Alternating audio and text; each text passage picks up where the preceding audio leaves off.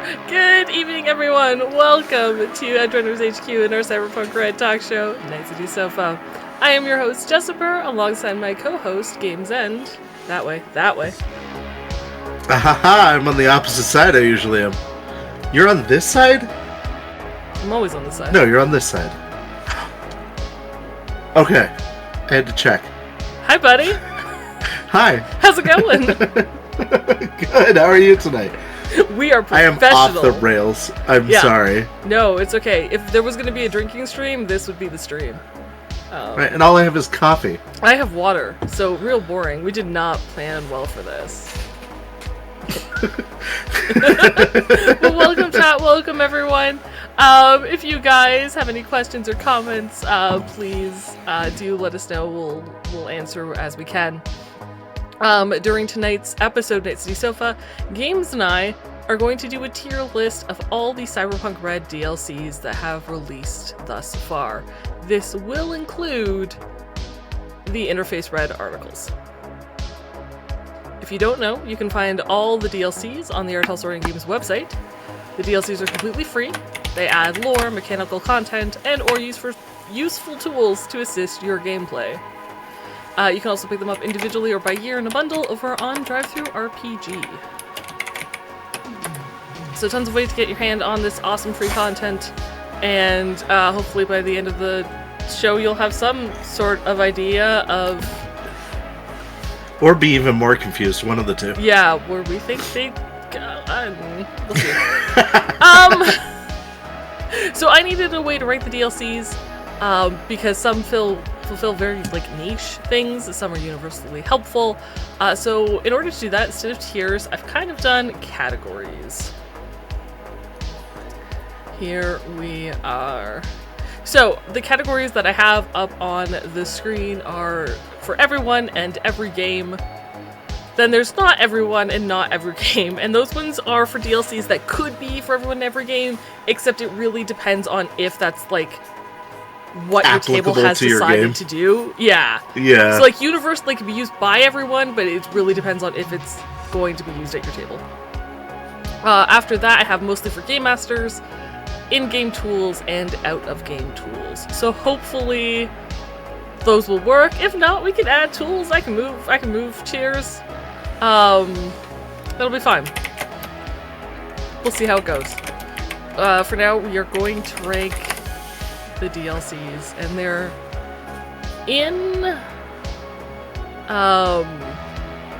alphabetical order right now. LCC has a question: is the tier list capable of being shared so we can access it and make it our own? Not at the moment, because I wasn't sure how well this would go, but I will make an accessible link. We'll figure it out at the end of the show. Because there is a way to make it, there's a single-use template or public use, and I did not make it public because I wasn't sure how this was going to work. Right. So I will make a public one, I'll re-upload all the images, and I'll put the link in the Saves for Death Discord, because that's where we're hanging out, and it will also be in the video description of the YouTube video once that releases on Sunday. And I'm sure I'll post it on Blue Sky. If he does, it would be a cyber miss miracle. For now, let's get into the tier list. We don't have to go in order. I could just pick a random DLC from the ones that I can see. I figured we would do random. Sure. Digital dating in the dark future, because that's where my cursor hovered. I don't know if you can see it on the screen, because I can't see anything anymore. So, God. Digital dating in the dark future.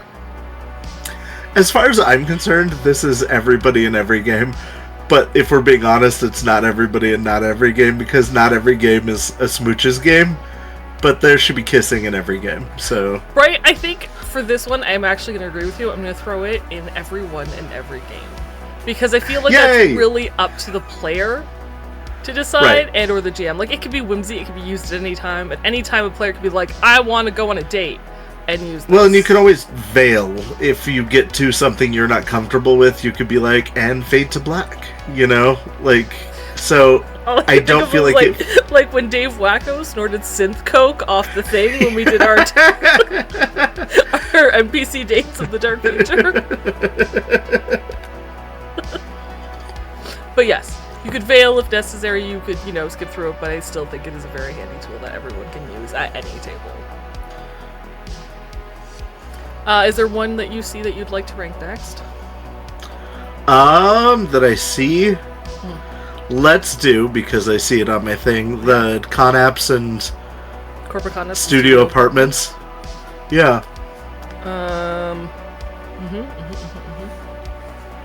I think it's mostly GM tool, personally. I don't think so. I think it's for everyone in every game. Really? What's your argument for it? You can decide where you live. It's well, not that's true. For your GM only. Like, you can decide if that's where you want to live, if you want to rent out a studio apartment. A studio apartment for, I don't know, a recording studio. If you're a rocker boy, you could do that. Like, if you have this extra things. If your friends or maybe not your enemies, but your friends or you have a romance live somewhere, and you can choose to do that. I mean, your GM could maybe argue it, but I don't see why not. I think everyone can use it at any table. Okay, I will bend the knee on it, because you're right, anybody could use it. It feels like very dry information. It also has furniture you can buy. That's true. Like the Kendachi shower head that deals damage if you don't have armor. So best armor or best shower head ever. Best shower head ever. And I think it has like the furniture tier list in this one. I could be wrong. That could be Cube Hotels. I don't know. Oh, that's a good point. This one. LCC says that they are more pointed towards executives and rockers, so they feel like it would be in not everyone and not every game. But whereas like Cube Hotels and Cargo Containers would be everyone in every game. It's fair. But I feel like anybody could rent an apartment. Yeah. Like a studio. I mean, everybody starts in a cargo container, unless you're us. But one of the first things I wanted to do was get a studio apartment. But I think with the inclusion of the items that are in that DLC, I'm a bump it. I'm a bump it to everyone in every game. All right. I do, however, feel that it goes after Digital Dating of the Dark Future. Oh, for sure. Rank. It is much less important. Because ultimately, these will be in the order of like what you need first, like the most important things. Like, realistically, weather should be like the most important thing, and then maybe the core rulebook. Yes. Sorry. I was saying hi, Bjorn. It's been a while since we've seen them. They also stayed in a motel with shower heads like that. It's a thing. So there you go. They get you really clean. Very clean. So yeah, I think that's where we're gonna rank it. Yeah. You can disagree with your list. It's cool. This is where we're gonna rank it. Right. Next, let's go with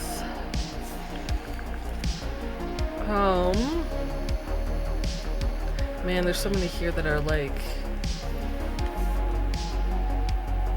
I know where I'd rank them, and so I don't. Okay, you know what? I'm just gonna close my eyes and we're gonna go.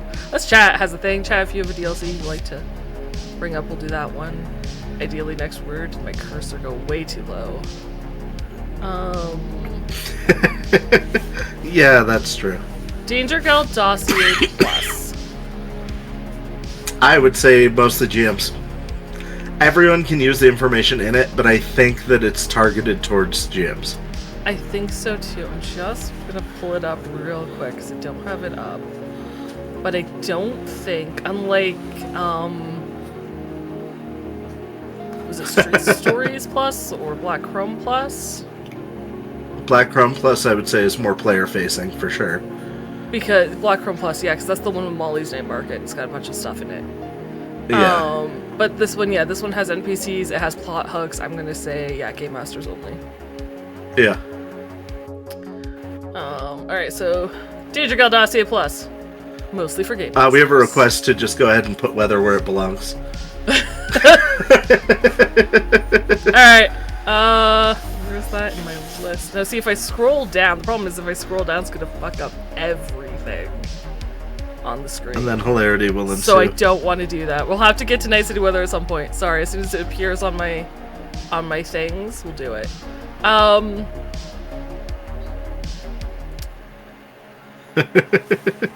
Okay, Cheesy says the critically acclaimed BDMMORPG Elflines Online, which does not feature free trial for except it does not include the award-winning My Husband Lands expansion and does have limits on playtime. Purchase to explore the Elflands today. Okay, so yeah, let's do Elflines, base Elflines, because there's quite a few. There's a lot of Elflines. There's a lot of Elflines, and Elflines is going to be, I'm going to say, not every game, not everyone. Right. Because, well, everyone could use it. Your GM could strong veto, like, we are not going to do fantasy gaming in our future gaming. Yeah. It really depends on what your table setting is. Yeah, and if you can talk your storyteller into, like, hey, what if this week, instead of telling stories of the dark future, we told stories of the dark past? In Fantasy World. Or you can have Right. a GM who bases the entire campaign, or predominantly most of the campaign, in the Elflands. It's true. It's really up to you. But everyone has access to it, so, you know, if you want to spend your downtime playing ELO, you can simply say that you just might not actually get to play the game.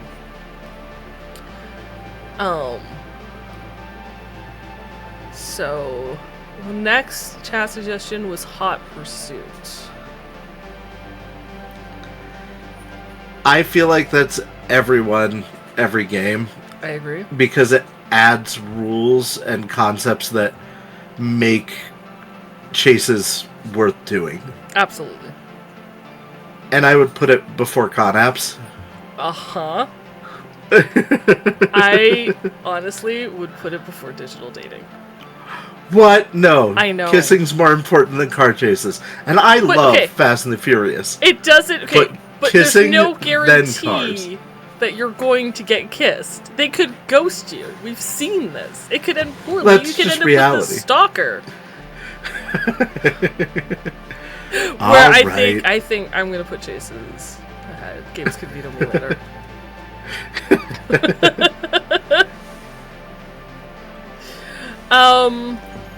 Alright, we'll do the Elflands or Elflands Online Expansion Pack 1. Next. Okay. Because that was also recommended in chat. Yep. Oh, I put the wrong one up there. This is Elflands Online. Ha ha ha ha ha. Oops, I can't read them. They're too small. So the expansion pack includes a bunch of NPCs. Okay. Those are the one, and then it also includes pre-generated elves. So, probably mostly Game Master tool? I think it's mostly a GM tool. Now, I'm going to struggle with this because, as a player, right? If you Yeah. want to find other players, this is a great way to do that. Right, for Right? sure. You have NPCs in world that play these games, so you could go out and find them if you wanted to. But that's still also going to be heavily dependent on whether or not your GM is comfortable playing those and how much screen time they get.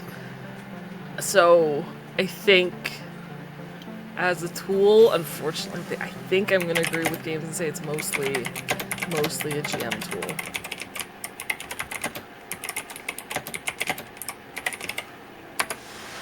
Yeah, I think that's where it makes the most sense.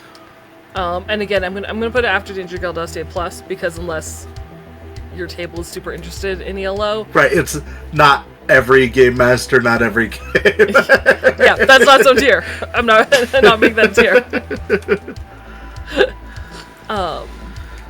Bjorn said I can see a campaign revolving around embittered MMOers hiring Russell to make the game studio and do a class nerf. Absolutely. Right. In expansion pack 1, there is a bounty out on the character Nyx to break their fingers because they're a PKer. So, but nobody knows Nyx's actual identity, so that's 100% possible. Right. But again, that's a plot hook that's for the GM, so I'm going to say mostly Game Masters.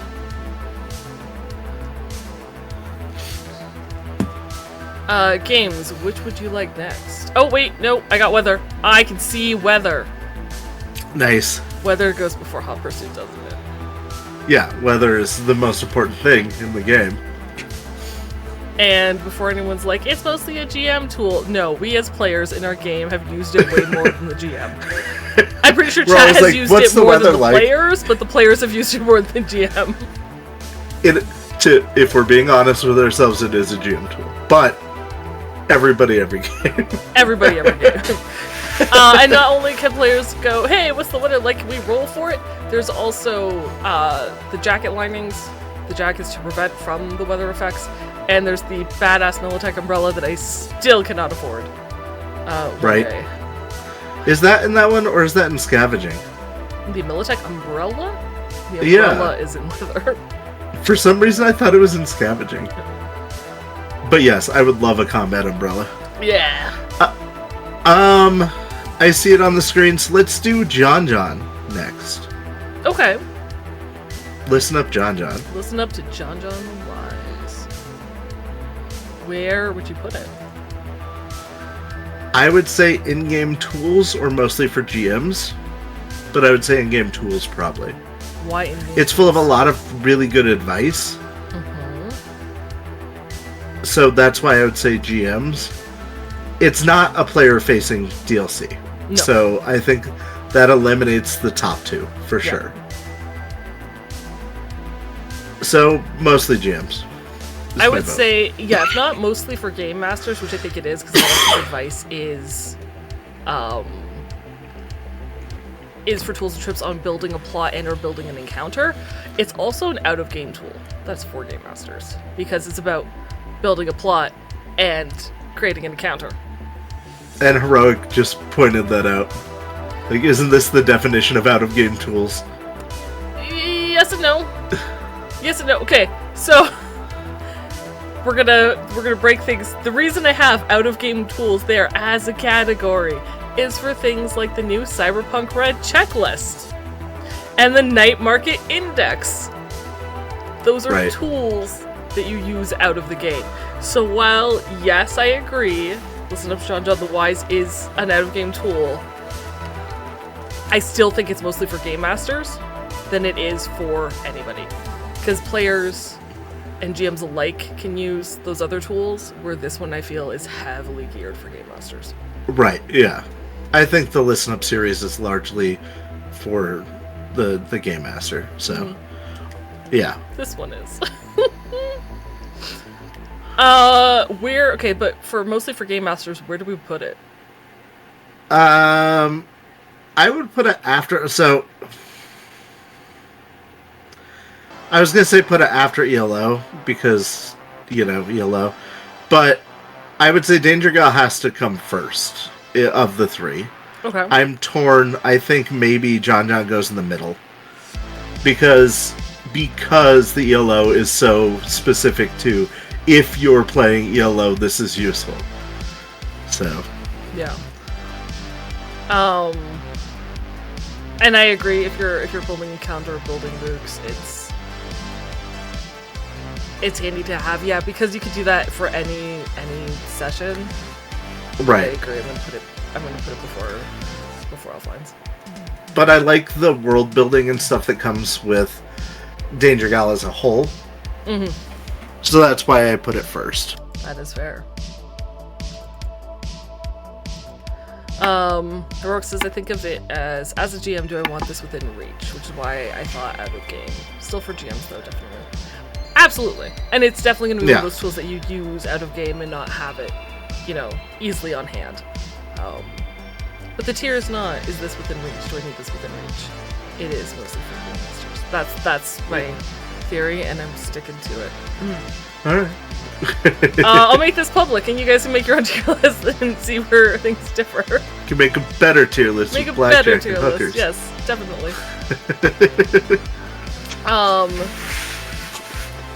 So I feel like I should put the Cyberpunk RED checklist on here since we already discussed it. Okay, yeah, that makes sense. If that's fair for you. And I might argue about the black market index, so at least we can both agree index? on the checklist. Yeah. Cool. I can't currently see the Cyberpunk RED. There it is. Cyberpunk RED checklist. Okay. As an out-of-game tool. Yes? Yeah. Cool. Yeah. Okay. We agree on that one for sure. All right. But you disagree with night market index, and I don't think I see it on here yet. No, it's this one right here. Yeah, I think I see it. Yeah. All right. So which one? I think it's everybody in every game, because whereas it is an out-of-game tool that everyone can use, it's also super helpful for players. It's a very player-facing thing. Of course, it's also GM-facing, so... in-game tools.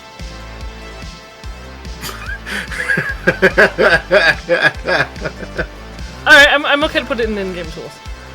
Alright. I don't think it's... agree on that. It's one of those things where it's like, if it was everyone in every game, you kind of, like, putting that in there kind of overwrites all the other DLCs, because it's just a list of...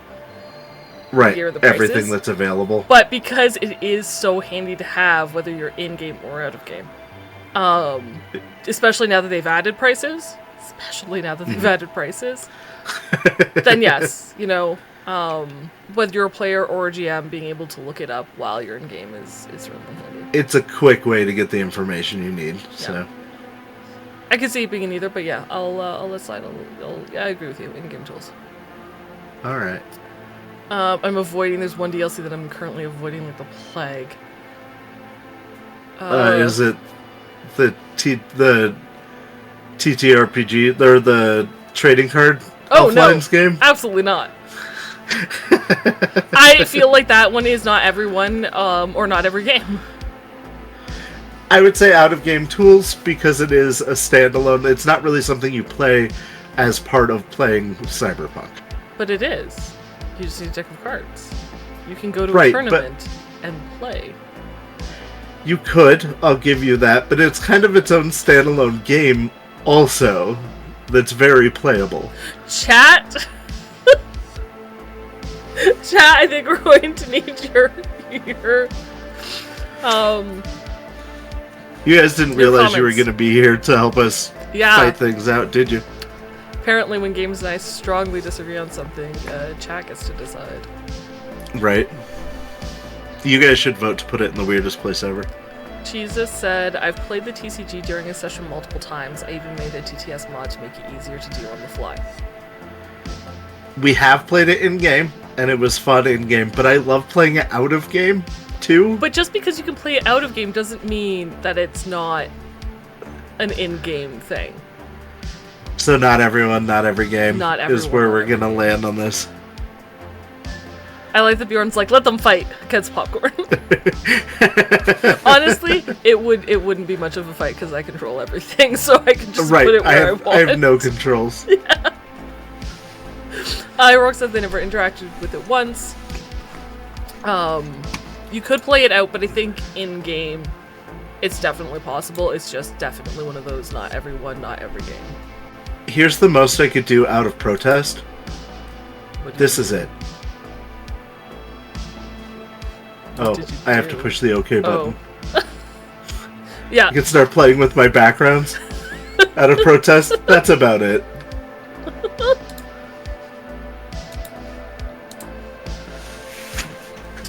Alright, let's do the one that Chat, we're gonna need you on this one too, I'm sure. Yeah. Can we put the card game as number 1 on the not everyone, not every game so far? Sure. Because there isn't a good reason not to, and it'll make me feel better about the situation. Absolutely. If it will make you feel better, you know what? If it would let me, there we go. It would let me move it forward, but I can move the other one back. Sure. Oh, that's true. It does come with it. Thank you, Jesus. It does come with in-game items, like the dual caster and the bow. So. It's true. I'll give predominantly, you that. Which everyone can use at every game, but predominantly, I'm going to say it's still not for everyone. Every game. Right. Alright. get this out of the way. I'm gonna rip the Band-Aid off. Mixing drinks, changing lives. Everyone in every game. I mean, there's no question. I think it goes right after weather. Oh, look, it got deleted from the list. How could that have happened? Here's my issue with it. Okay, one, it's not canon. Most of the material in there is not canon.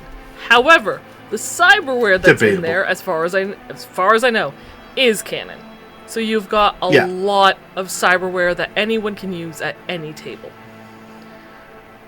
But predominantly, it is not canon DLC. It's only vaguely not canon for legal reasons. Otherwise, it would be totally canon. But it's not. But it's not. But because the cyberware is, this is my dilemma. I will accept not everyone and not every game because mixing drinks isn't always what your game is about. But that is the closest I'm coming to. See, I'm tempted to put it in everyone in every game, shockingly enough. Just at the very end of the list, every single time. Below con apps? Yeah. Gasp all you want. Con apps is canon through and through. Mixing drinks is... Yeah, go ahead, change your background. Change your background. When Jess and Games fight, what happens? Games changes his background. Snack.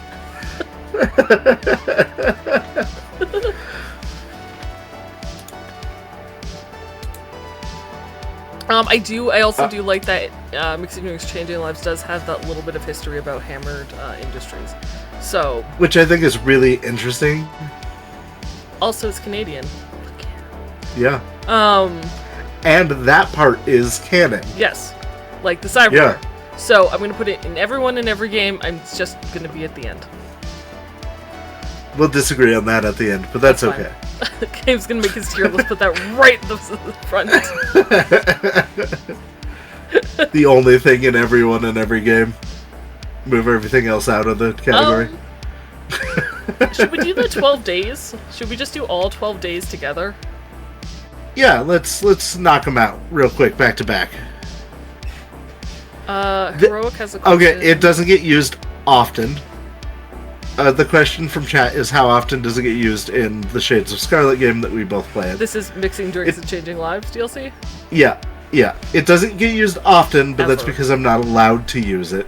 Otherwise, it would get used constantly. No, because you could use the, I asked for a Drink Master, and I was told no. No, because I'm pretty sure it was $5,000. You did not have $5,000, and you were like, "Couldn't I just get it?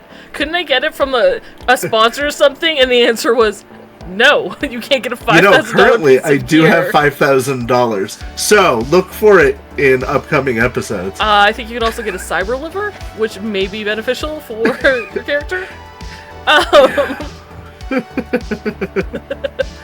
But no, none. We've never used anything. Yes. Other than Hammered Industries, I think that has maybe come up. Once. Yeah. As they provided the alcohol. It has come up in Indie Bandits. Yep. So we have Cutie Miss, Cyber Miss, Gear Miss, and Gun Miss. I feel like all of them are everyone in every game. I agree. And which is weird because Cutie Miss was an April Fool's DLC, so it really shouldn't be. Stuff in there. Yeah, there's great stuff in it. We've used it in our game.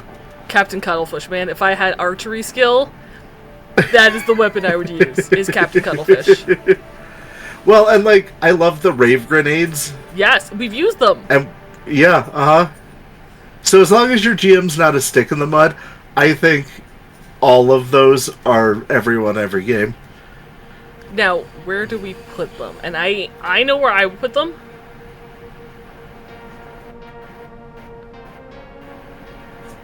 Gear Miss after Mixing Drink Changing Lives. Honestly, I think they come after Hot Pursuit. I see. I was going to put them after digital dating. Really? Because while everyone can use the weapons and the gear and the maybe not Cybermiss, because I think isn't Cybermiss Netrunner? No, it's not. No. No, it's not. That's Cyberware. Never mind. Everyone can use it. Everybody has access to it. I don't feel like it provides as much narratively as dating does. I'll give you that.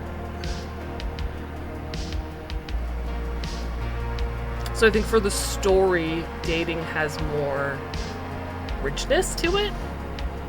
Yeah. But I will put them before the housing because it's more variety. Right. Okay. Now, which 12 do we want to rank in which order? Cutie Miss is number 1. Okay, yeah, not gonna argue. It's obviously the most important. Obviously, most important. Gun Miss, probably. I was gonna say Gear Miss. I was gonna put Gear Miss after Gun Miss. I'm gonna put Gear Miss because Gear Miss actually gave media a piece of fucking gear. And that was shocking. Right. Well, and like this is a big argument for why each would technically be the not everyone, not every game, because each one kind of focuses on specific roles, not everyone. But I think there's enough in each for everyone. Yeah. You know. Alright, you want Gun Miss before Thing, and then Gear Miss? Yeah. And then Cyber Miss? Yeah. Alright. We should have ranked those based on the story, but or the song at the beginning, but if we did that, the Cutie Miss would be at the end, because it didn't have a song. And that seems unfair. So... We'll and if we're doing cover art alone, I really love Cutie Miss's cover art. Oh, what about Red Miss? I forgot about Red Miss because it got pushed. After mixing drinks. Red Miss.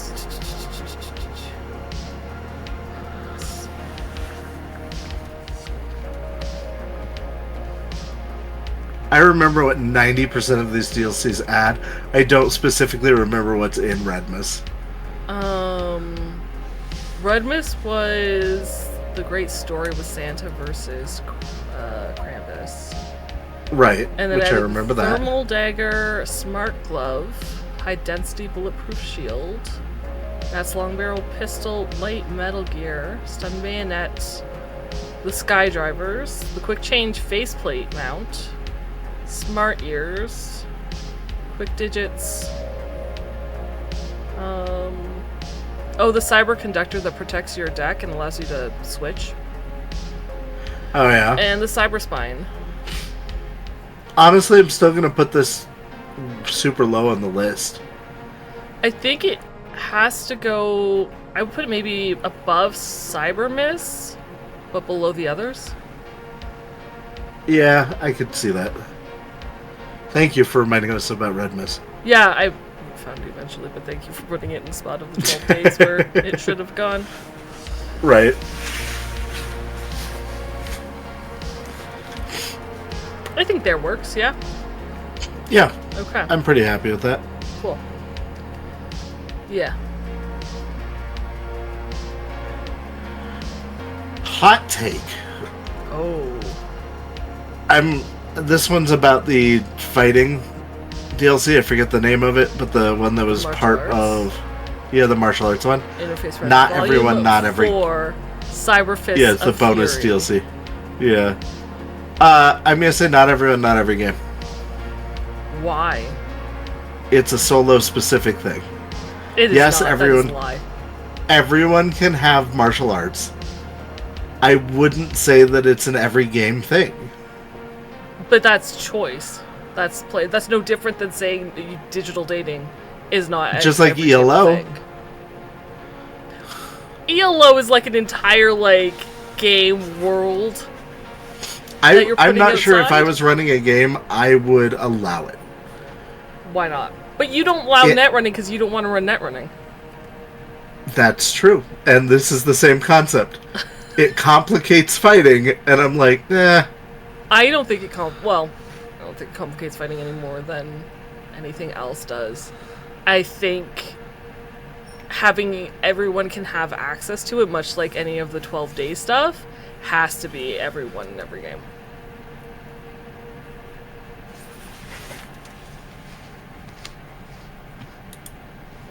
Background's getting changed. One moment, please, chat.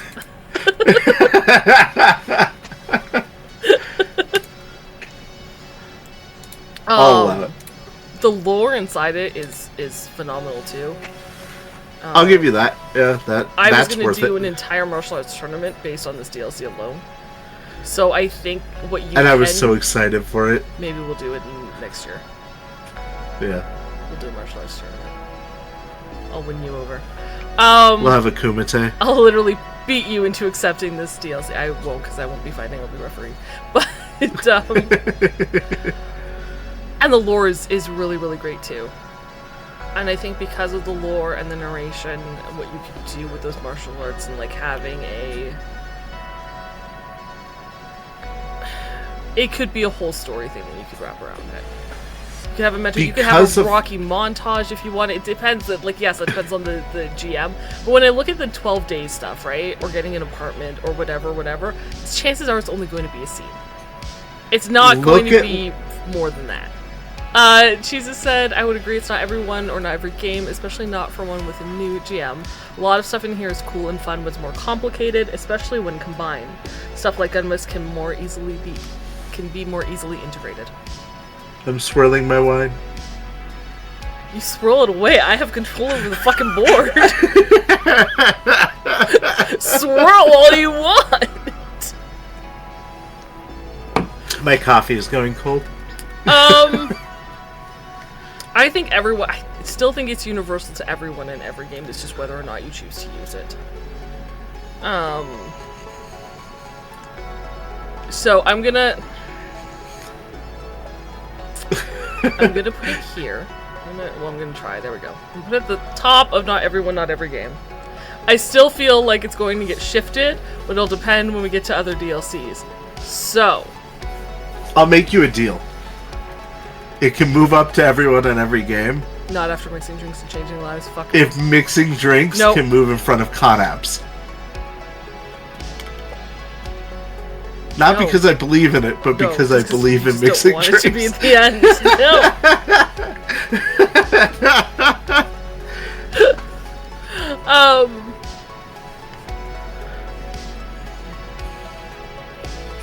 All right. Bjorn says drunken boxing, best of both DLCs. You're right, they should go together. Let's put mixing drinks on changing lives down to not everyone on every game. No. You know what? Actually, for my June, you know how I usually do a charity game in June? Mm-hmm. I'm just going to use mixing drinks. Yeah. Dating in the digital future. Yeah. And the fighting book. Sure. Fists of Fury or whatever Cyber it is. Fists of Fury, and base my entire game about those 3 DLCs. Drunk, fighting, dating, and drinking. Uh-huh. That sounds perfect to me. That sounds phenomenal. Let's do it. Okay, let's go with 100 logos. Also, Bjorn would like your thing set in a Waffle House. Well, yeah, that makes the most sense. Obviously, where else would you set it? Logos, man. Yeah. Alright, here's my thing, right? Pitch. I think the logos are great as a GM tool because they can show you the logos, which makes the world bigger and brighter, and there's so much lore hidden inside of it. Not really hidden, but yeah. Well, you know what I mean. But yeah. So I want to put it in mostly for Game Masters, but honestly, I think it might be a tools book. I would say an in-game tool. Yeah, I'm between mostly for Game Masters and in-game tools.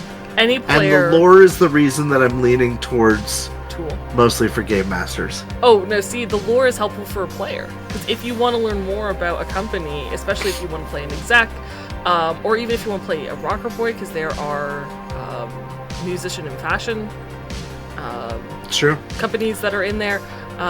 If you can't get around I and you know. like bikes, like all that information is in-game lore, and I think it's available for players or GMs to have, because that's I learned a lot real-world about knowledge. Faisal because of it. Right? Yeah. So I think it's an in-game tool. It's a tool to be used for in-game knowledge.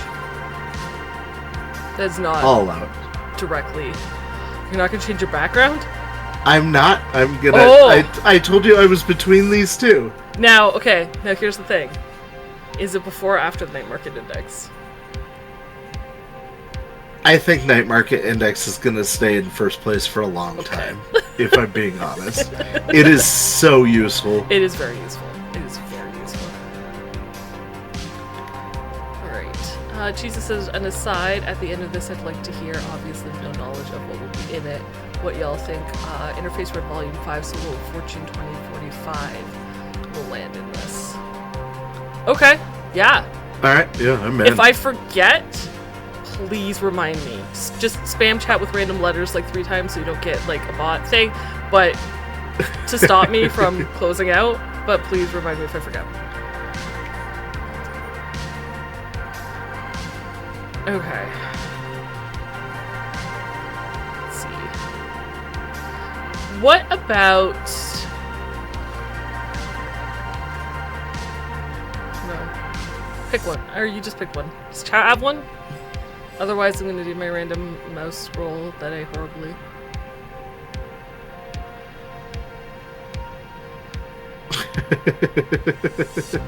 I like your randomness. Hornets Pharmacy.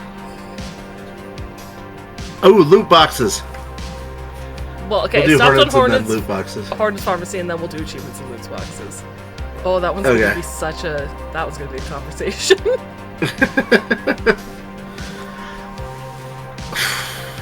I want to say everyone, every game for Hornets. There's a lot of very useful stuff in there. Mhm. And it is player facing, I would say. Mm-hmm. As much as many of the DLCs are. It's both. I'm having a hard time between it and not everyone, not every game. This is why I have an issue with solo, like Cyberpunk Fury.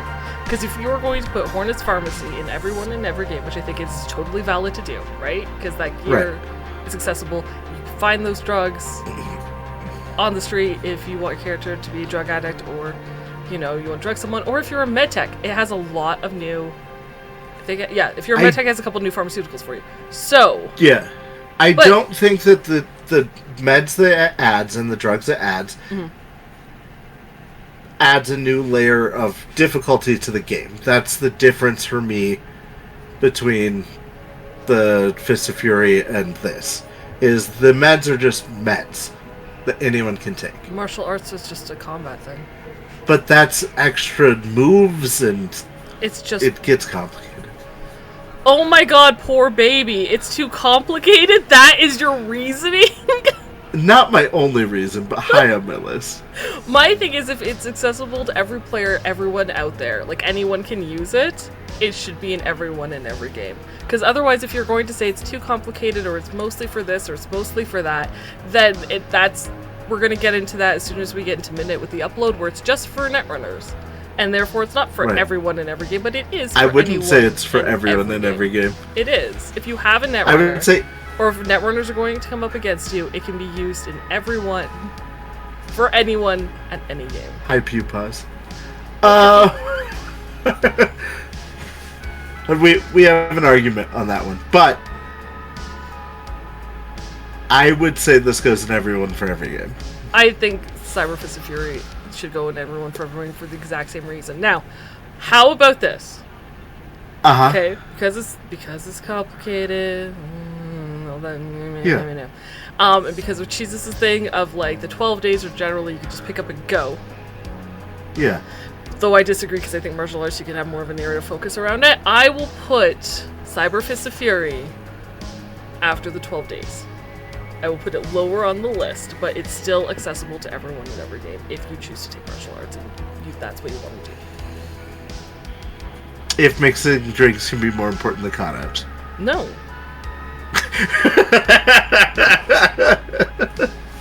But because I'm moving this up, Hornet's Pharmacy can also go in everyone in every game. Now, do we put Hornet's Pharmacy before the 12 days?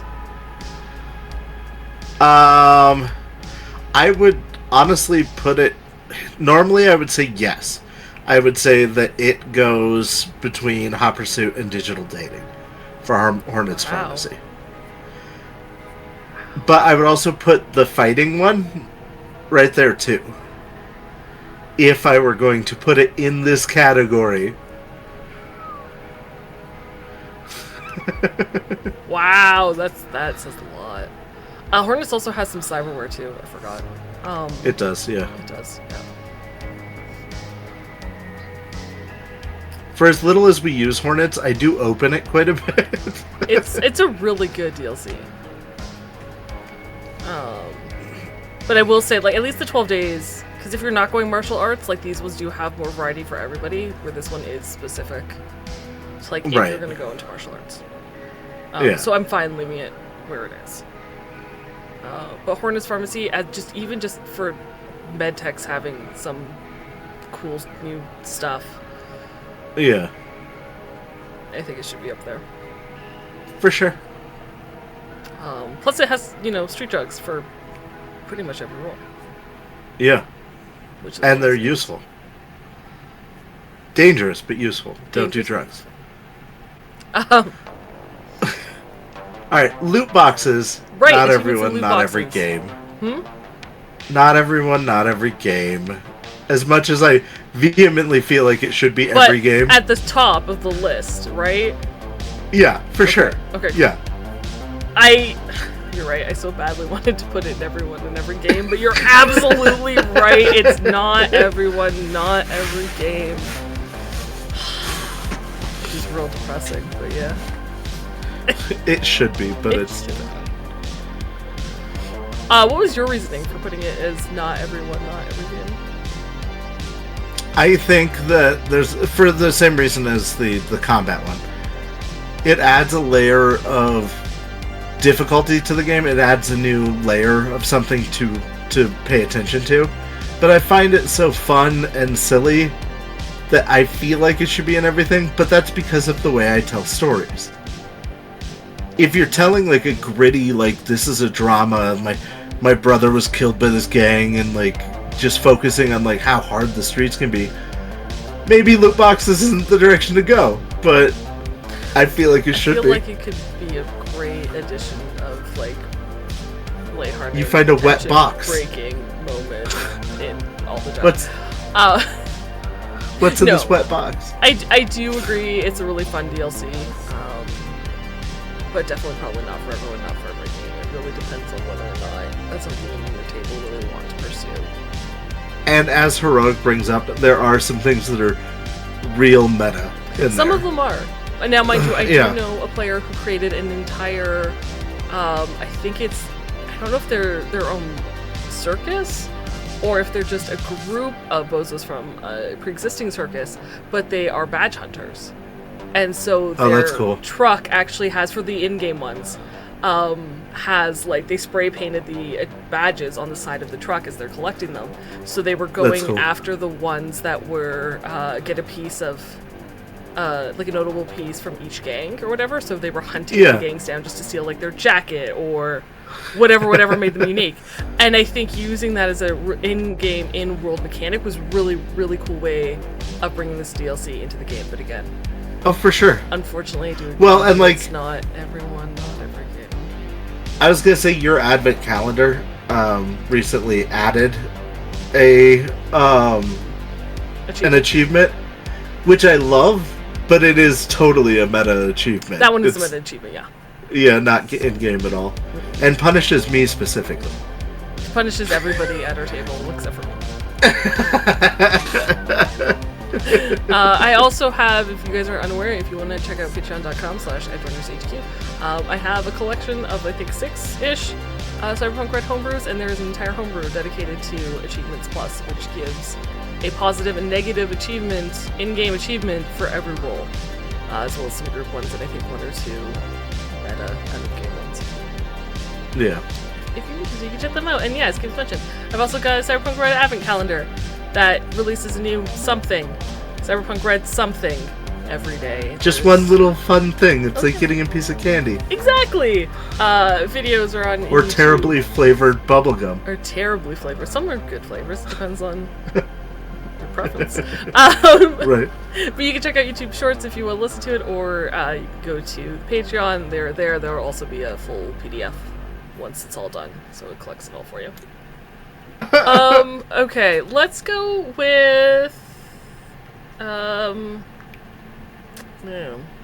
let's go with exotic. I either want to... Okay, alright.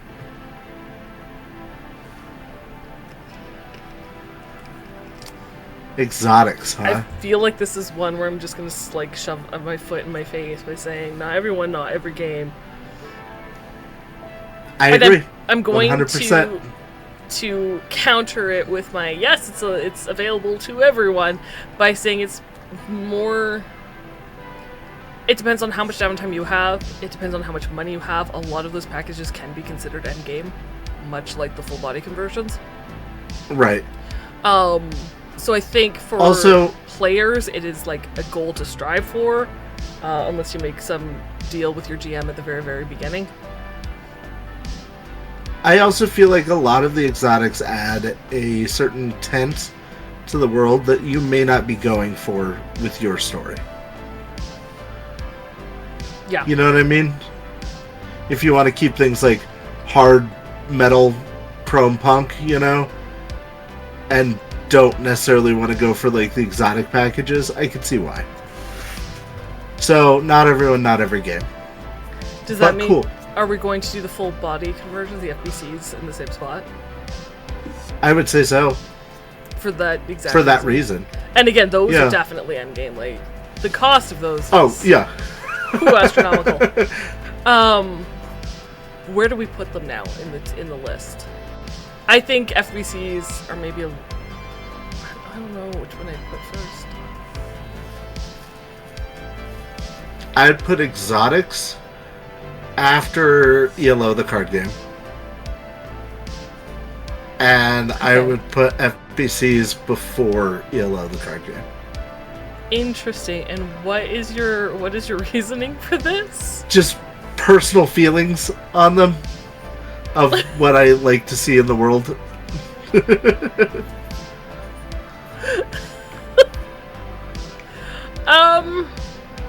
Yeah, I think they do add really interesting things to the world, and if the story you're telling has room for them, amazing.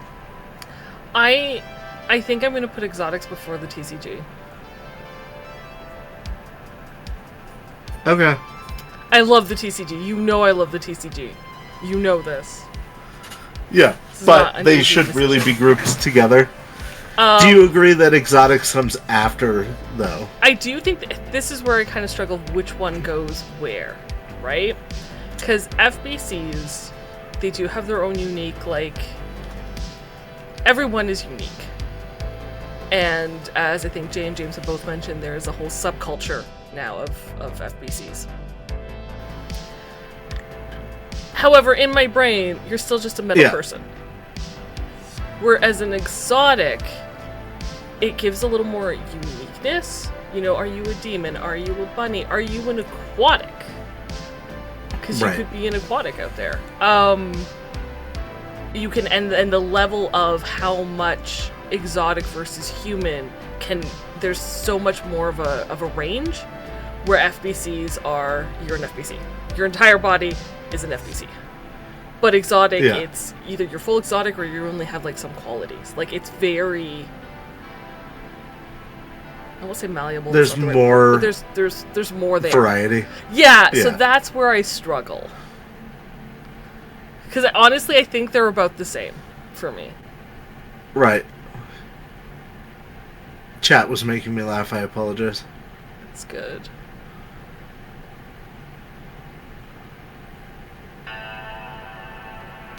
I think chat may have convinced me why Exotics goes first. The Reflex coprocessor is Black Chrome. Yeah. It might be also in Exotics. They do sometimes reprint things in different things. Right. So...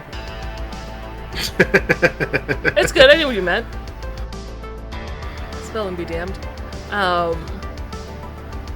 Yeah, part of me feels like Exotics should come before FBCs, but I think that's just personal preference. That's not... And some Exotics are more affordable than any FBC. That's 100% true, but does that make it a better DLC for you to have? I think it makes it more accessible to more players, depending on your GM. Because if you have a GM that wants you to keep suffering and keep you at street level and never gain anything, it's actually an attainable goal, where a full body conversion is completely out the fucking window. And I think that is the first printing of Combat Joe, by the way, Heroic. Because I know Combat Joe was reprinted in Your New Best Friend. Yeah. But I think Exotics was the first printing of Combat Joe. Yeah. So Exotics before FBC? Yeah, because it has more things that aren't specifically exotic oriented. But definitely beneath achievements in the boxes. Yeah, oh yeah. And it's purely based on bias. Because it belongs in the upper list. Because it really There's does. just some people that are wrong.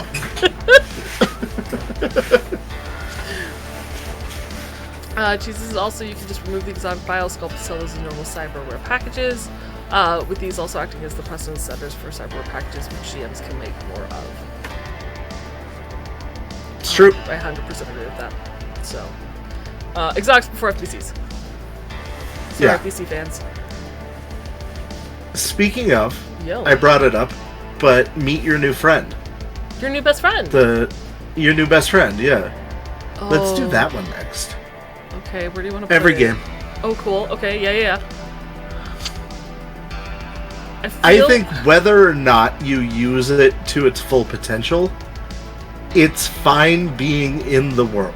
Oh yeah. If one of your players is like, "Hey, this is a thing as a fixer I want to do," it doesn't affect your world. Like, do you want a 3-armed bear in your world? Maybe not. But I still think there's enough in there that is every game that it shouldn't be limited to not every game. And I agree with the fact that because some of those pets are very low cost.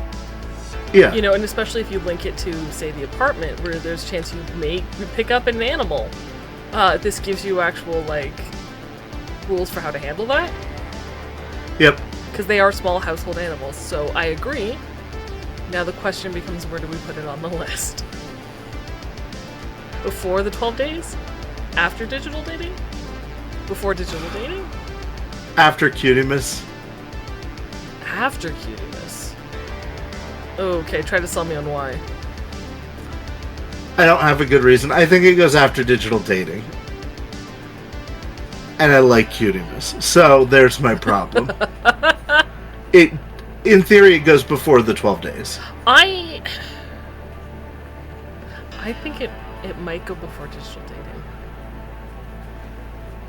I know. I don't think it's more important. Definitely not more important, but where I feel like digital dating is just this could just be a one-off fun flimsy thing. If you are going to invest in a new best friend, then that new best friend is going to be around far more than your potential date. I'll give you that. So after Hornets. After Hornets, but before digital dating. Okay. Where is your new best friend? It was near Tarot last I checked. List? I just saw it a minute ago. It got away. It has not moved. We'll find it at some point. We'll put it where it belongs. Right. Sure. Okay, you know what? Let's maybe an easy one. You said it was next to Tarot. Let's try Tarot. Yeah. In-game tool? Here's the thing, yes, it belongs in in-game tools. Without a doubt. It's almost a not every game thing, Ooh, though, yeah. beyond being an in-game tool. That is fair. Okay. Because they even say themselves, like, this is darker. Yes, don't use it if you don't want more lethality. Yeah. I agree. In which case, I would say it goes after Elflines. Like, it would go at the end. No? You're not going to put it there? Yeah, you're right, but it makes me sad because I love the tarot. I mean, and we the could art put it before in there is Elflines. amazing. No, you're right. I love it. Let's gonna say... You hate the tarot? Is it because of how much it modifies things? I was gonna say, because Elflines is specifically if you want fantasy in your dark cyberpunk future, where tarot still, I think, interacts with Do you the core want your dark future to be darker? So I would put it before yellow. Okay. With that, yeah, that makes sense. In mind. Okay. Can you make the future darker? Is basically what that expansion is. So after dealing with crits in The Witcher, I've come to really, really appreciate the base book's crit rules. That's a valid point. Yeah. We appreciate all your comments, by the way, and suggestions and insights. Yeah, we love talking to you guys here on the sofa. Yeah, it's good to interact. Sofa. It's good. It's comfy, I promise. It may not look like it, but it is. We're not halfway through this. Okay. That's okay. We may need to speed this up a little bit. Let's do... Oh, we were doing cargo containers and cube hotels. Yeah, it has to go next to con apps, but in front of. It's more important than con apps. Mm-hmm. But that's where it belongs. Everyone, every game. Also has, I think, more items in it? I believe so. Maybe I'm wrong. I'd have to double check, but... So, but my question was, then do we put this before... Because everybody starts in a cargo container, as Jesus said. Right. Right? Studios and corporate condos are only if you actually get the money to get up there. And martial arts are only for people who want to actually specialize in martial arts. Where a studio and a cube hotel, I think, is more universal. So does that go higher then? If it does, I think that it would go after Hot Pursuit. Oh wow, you would put it that far up. Yeah, if that's the criteria we're grading it on. I think we keep changing. I think I keep changing the criteria we grade on. I wouldn't trust me to set criteria, so we'll go off of whatever your criteria is. I think my criteria is basically who can use it, how many people is this like helpful for. Right. How impactful is this DLC? Yeah. Now there are cube hotels, which is helpful for the GM. Oh, the furniture sets are actually in this one. Same with the Smart Vanity and the Cough Popper. I don't know that I think it adds more than Hornets or digital dating. I think it adds more than digital dating, for sure. Hornets would be the arguable one in my mind. Okay. You said before Hornets, right? Yeah. Okay. We'll throw it there. Unless chat can sway us. Give us a good... We will put it after Hot Pursuit, but before Hornets Pharmacy in the everyone and every game table. Yeah. You know what? This should be fairly easy. The Edgerunner's Folio. I would say that is a tool.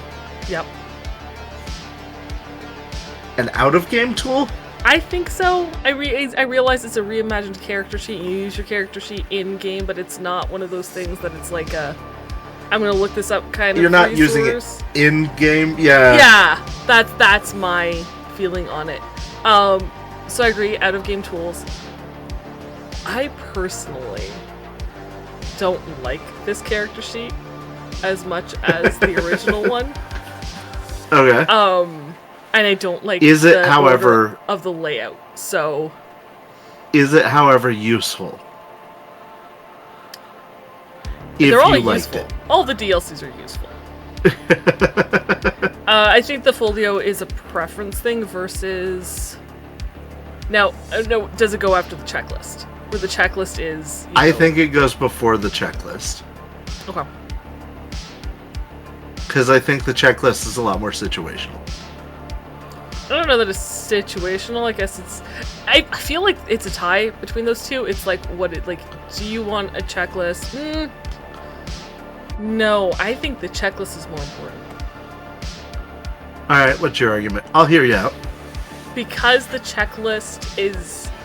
If you're looking for the name of a DLC that you can't find because you missed it when the blog post hit and you don't remember its unique name, the checklist will help you with that, but it also breaks it down by missions and descriptions. So if you're looking for something specific, like if you're a Game Master looking for a short mission to run or a one-shot to run, or if you're a player looking for, a specific DLC that has a specific gear, having that list and those descriptions makes it more in a broader usefulness than just, do I prefer this character sheet over this one? Yes, no. I'm going to agree that it's less important, but here's my argument for it. Yeah, the quick reference parts of the additional character sheet's nice. But I was going to say, you need your character sheet to make your character, and then you have your character. Mm-hmm. So I would say that this is a, in theory, limited use thing, not a reoccurring use thing. For the why the folio should go above the checklist. Yeah. Because you're always going to update the folio versus like your character sheet versus maybe looking at the checklist once or twice. Okay, I'm good with that. Right. Jesus said, I like the quick reference parts, the additional sheets for vehicles and cyber decks. But it's kind of janky in aspects, it doesn't have this full skill. That's my biggest issue with it. You have to fill it in yourself, which means giving new players is kind of confusing. And one of my issues with the folio is that I agree, though, that the cyber deck and vehicle checklist sheets, and even, nope, just cyber deck and vehicle, did it add the headquarters? No place like home checklist on the folio? No. Are you I don't think so. I can't I'm going to double check, but I'm I going to say... seeing a checklist, but I think that's actually the no place like home DLC only. Yeah. Not with a lot of confidence, I'm going to say it did not. I feel like that's right. That's where I'm leaning. There's this little thing in my brain that's like, but are you sure? I'm trying to find it as a GM right now. and a player, I like having the full skill list so that if I don't have points in that, I know what the parent stat is, and I don't have to ask or go looking for it. And I don't like the order of them, but that's okay. That's just a me preference thing. So, but games won me over. I may have. With you use it more often if it was your preference than the checklist, so it's gonna go higher. And I do like the reference checkboxes aspect of it, so. Right. Paige says you can find the think character it sheets has in the checklist. Glasses pushing fun sarcasm. Cool, okay. Let's... I don't know what to do next. All about drones. I think not everyone, and not every game. I think that's an easy agree on that one. Only because they're either A, too expensive, or B, it really depends on the character and the table and your GM allowing, but I find that unless your character is specifically geared to having a drone, and you've put the money into it, it's kind of like that, you'll get there maybe eventually, but you're not. As a lazy GM, this kind of falls into my, this adds a layer of complication to the game. I do think, though, they can be more useful, especially with the personal drones, than the exotics. And the full I would say they versions. go right after loot boxes. Right after loot box, yeah. Guys, Yeah. I don't know that anything is going to go before loot boxes, but that's because we just really love the loot boxes and feel like it should, go up a tier. Jesus says, especially 100% agree, especially since drones are kind of like cars in the way that they're hard to get for PCs, but are harder to make. Are they? Yeah. They're hard to get for PCs, but are harder to maintain. Yeah. 100%. Yeah. We'll have to decide. You know what? Let's finish out ELO. Yep. So, we've been putting it off long enough. There's Derek Seiler's Guide to ELO. Let's start there. So again, I think any elf lines is going to be either not everyone, not every game, or mostly for game masters. Right. Seiler's, I think, is not everyone, not every game, because players can use that information. If they're like, I want to do a dungeon, or this is what I did in my downtime, I did a dungeon here, you can follow the guide. If you just want to follow his garden patch, and say you're a Daedric fan, you can do that. I will agree with this 100% that it would be not everyone, not every game. And I'm going to put it before the TC. Yeah. No, not if you're because doing TCG has the dual caster and the bow you can actually use in game. Okay, after TCG. So I think I'm going to put it after TCG, only because the TCG has actual, like, in-world stuff you can use. And then the magic... Does magic go before or after Derek's? Is real hard to say. It's true that the GM has to implement that information for it to be accessible. But I feel like if your GM's allowing ELO, it is player facing at that point, and so it would be not everyone, not every game, because it's not specifically GM facing. Is why I would say that. I think that as a player, you can use all the content that's in it, much like 100 Logos. You can use the content in it for your own story. Yeah. Whether or not you're playing the game. So that's why I'm going to say it's not mostly... Like, if your GM is like, I'm not going to run sessions of ELO, but you're like, hardcore, I'm going to play ELO during my downtime while I heal. You can say, oh yeah, I did this raid in the...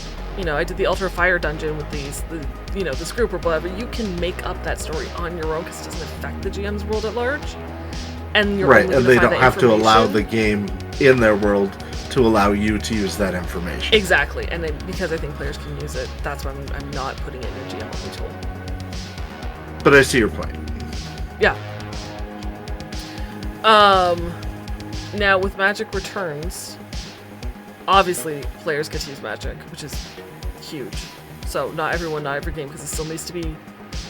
And it is at the very end because it's a possible expansion to a possible expansion. So it has to be the last item.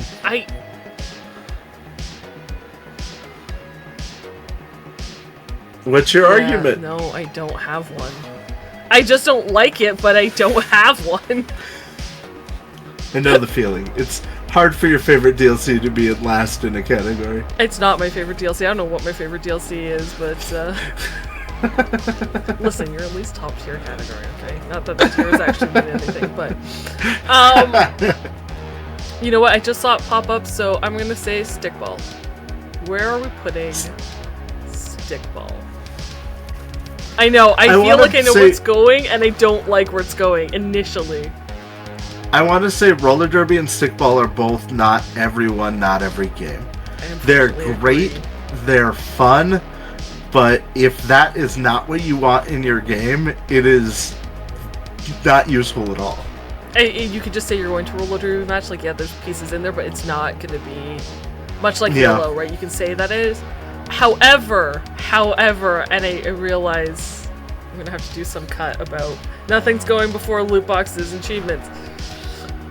I do feel like Roller Derby and Stickball should go before achievements and loot boxes. Stickball, specifically, because it is an alternative to a face down and a fight. Right. I'll give you that. I still feel like it goes after loot boxes, but before drones. I think Stickball has to go... Alright, you can put Stickball ahead of loot boxes. I am going to put it ahead of loot boxes. Now, what about Roller Derby, though? Roller after Derby loot boxes. Can go after. Okay. We'll see what, which is Chasing the Rabbit, by the way. Don't go looking up Roller Derby. This is not going to help you. Oh, yeah. It's Chasing the Rabbit. DLC is called Chasing the Rabbits. It is all about Roller Derby. There's your friend. You're your best friend. Where did we put that? in every game. Every game before digital dating, right? Because your pet has more longevity than your input. Yeah. Okay.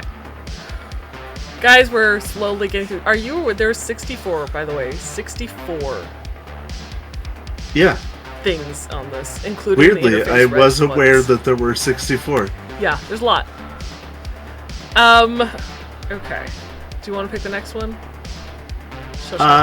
Let's continue on All About and do All About Agents. It is a full stack in Minecraft. We have a full DLC stack. This is all you can hold in one stack of DLC. I think, for me, All About Agents, and hear me out, is everyone, every game before Hot Pursuit, after Weather. I'm going to say, I agree it is everyone, every game. I don't know that it falls there. I think it's after Hot Pursuit, personally.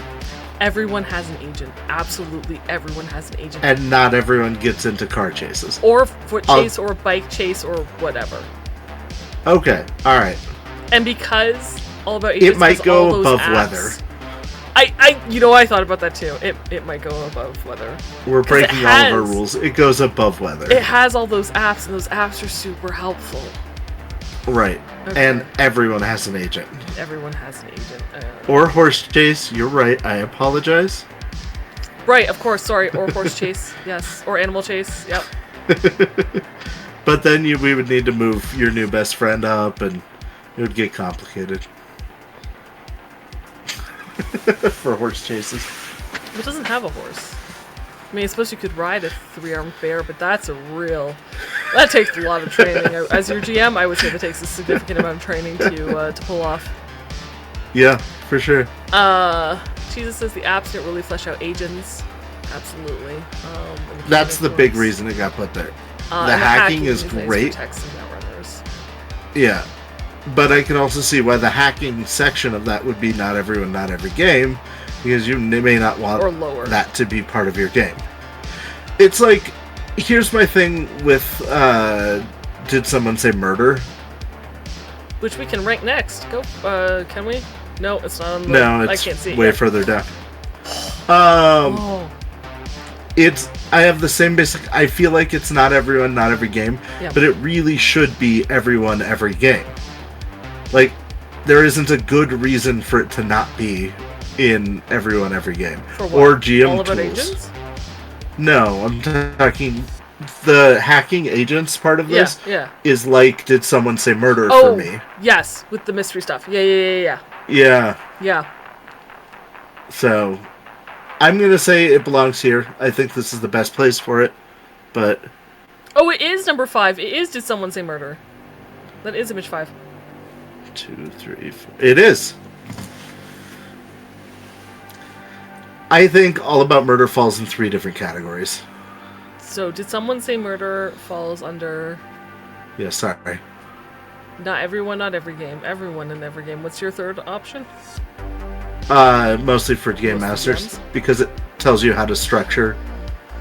Okay, let me think about this. As a player who loves solving mysteries and puzzles.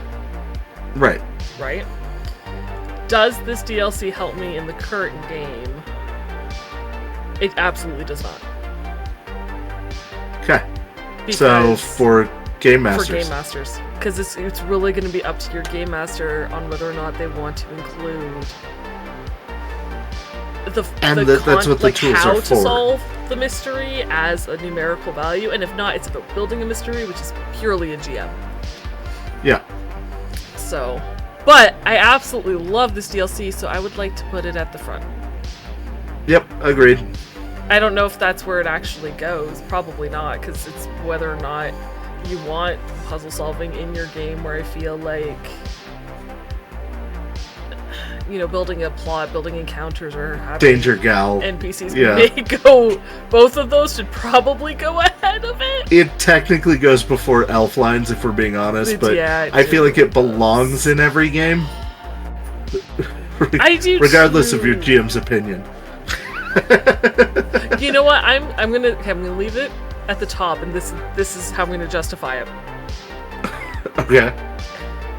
NPC creation and even encounter plot creation is covered in the core rulebook, where mysteries are completely new.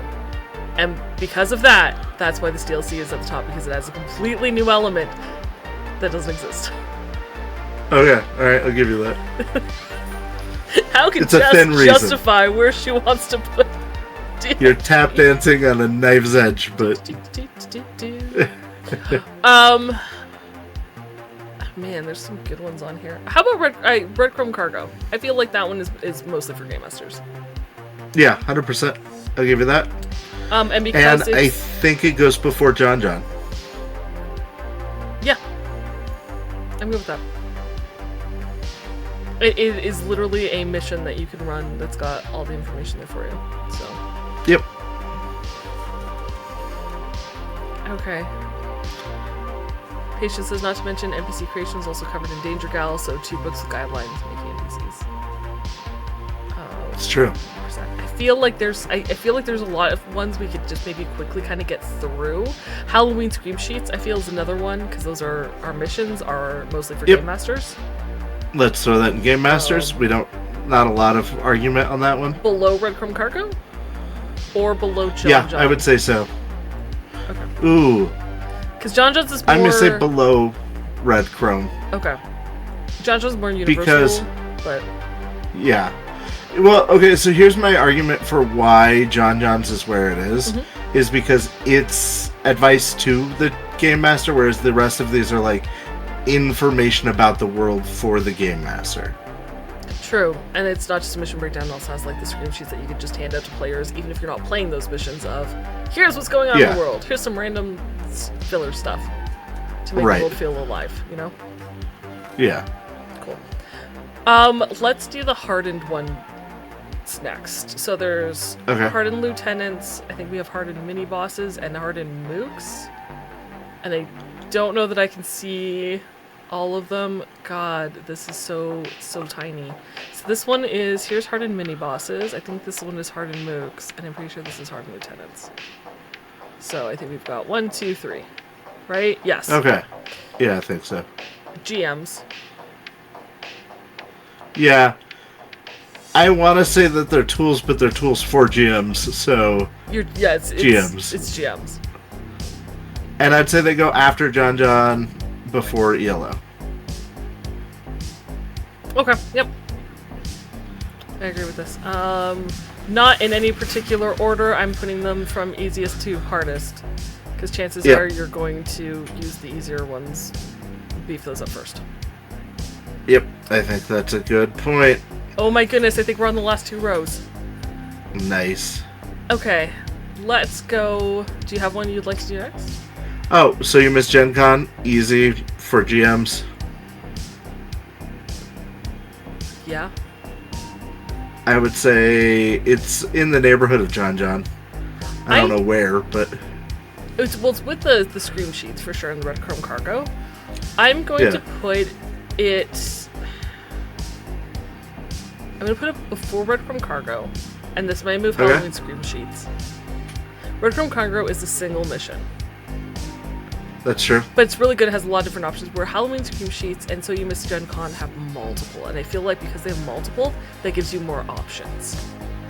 Okay, I agree, and I think that we move Red Chrome down for that reason. Yes, and and the reason I'm putting in So You Miss Gen Con before Halloween Scream Sheets is because So You Miss Gen Con goes from just, here's how to do combat, to a little bit more meaty, to more meaty, to if you want to do 2077. So... That's my big reason I was going to say, and I completely agree with you, is because it goes from, I know nothing about the game and want to walk in and play it, to I know how the game works and I want to play a fun game. Yes. So. Cool. So those got thrown. Jumpstart Conversion Kit. I feel like that's mostly for Game Masters. But I'm also going to put it after ELO, before ELO, because it's only if you use the Jumpstart Kit. After ELO. Yeah, because ELO can come in at any time. Right. I'm going to say Old Guns goes at the very bottom of this. I'm not sure it's on our list. It is. It has to be, because I went through every single one. It is. It's this guy right here. As a game master because tool, it's at the only bottom? if you want. Yeah, it's only if you want to convert 2020 things in. Okay, but I think it's a very use case scenario. I feel like it goes before the Jumpstart Kit, because the Jumpstart Kit you can only really use without a lot of finagling at the beginning of a game, where you can always bring 2020 weapons into Red at any time. Okay, I'll give you that. My argument is that it's so specific, but yes, it is technically always applicable if in those circumstances. Yeah. Where the Jumpstart Kit, I mean, unless you want to do a lot of, like, maneuvering or, modding.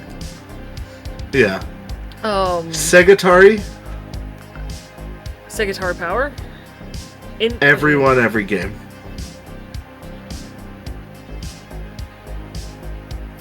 Right before mixing drinks, changing lives.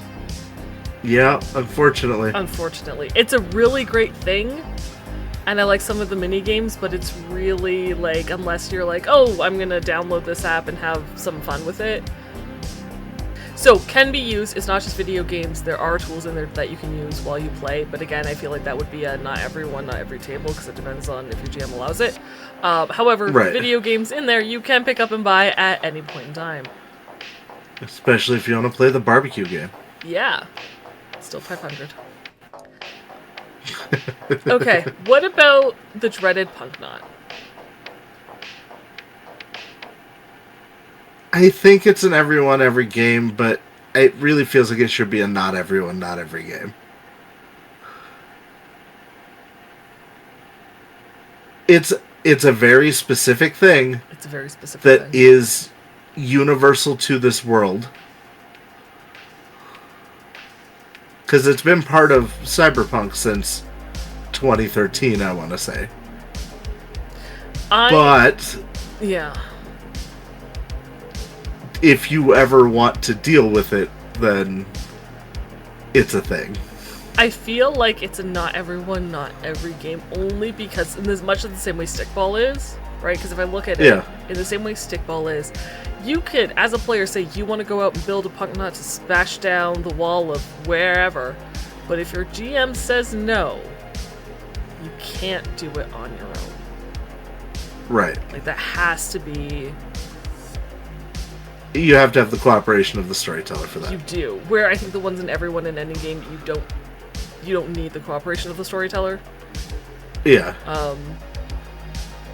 I think this would go near FPCs then. Really? Yeah. No, I guess so. I like the Punk Knot, so I was going to put it higher, but I think you're right. It's probably... It's endgame for sure. Well, no, not necessarily. It's after... You need to... I'd say it's after exotics. And it's before tarot and after exotics. I think it's before drones, after forward. And this is my only reason why. It doesn't cost you anything. It just costs time. I think it's less applicable than what you get out of both drones and exotics. I agree, because it's like a one-time use as opposed to lifelong. Right. Okay. And there's less information in the book that is universal. Alright, you're right. Okay. I will put it before tarot. Yeah. You've convinced me. Cool. I'm gonna go in order and hope we don't move this down any further. Okay. Breaking your stuff.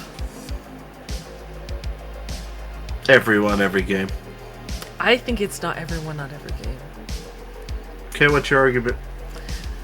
Breaking your stuff adds new mechanics for damaged goods, for maintaining your weapons and your gear. And it amuses me that you're like, everyone, every game, when you've consistently been like, that adds a whole new level of complication that I don't want to have to deal with. And this is legitly a DLC of, like, if you want more complication and crunch in your game, break stuff. I'll give you that. Deal that, like, you have to maintain it or have a monthly cost to maintain it. This is what jams do. This is what doesn't. And I think... It's not. So exactly for what Jesus just typed. Not everyone, because it adds a layer of complexity and bookkeeping. A lot of people don't like it. It's the bookkeeping, I think, that... You guys are both 100% right. It goes in not everyone, not every game. And a big reason also for me then is because you require the cooperation of the storyteller, of the game master, for that to be an element. You cannot apply it outside of their consent. I mean, you can choose to if you really want to be like, I'm going to pay extra for my gear. I don't think a GM's going to be like, if you want to throw your money down the drain, go for it. If you want to make skill checks to make sure it's maintained, no, nothing's stopping Feel free. you.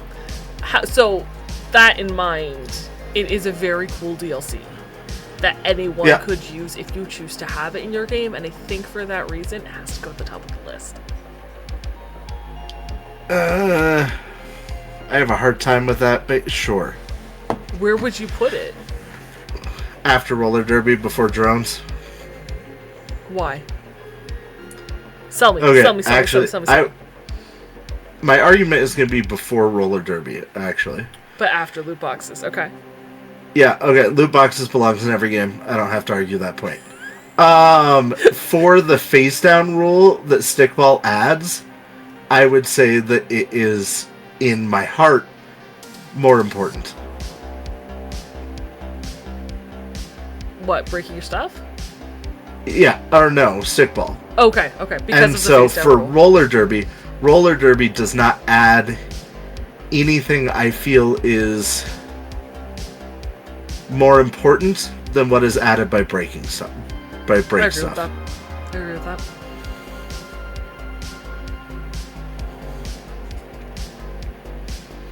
Okay. I can see a list. I can see a thing. Games pick a number between 1 and 14. I really wanted to say 14 for no apparent reason. 7. Must have cyberware deals. I love this DLC so much. Everyone, probably. Everyone, definitely. It goes akin to the 12 days, really. Yeah, I would say near Gearmas.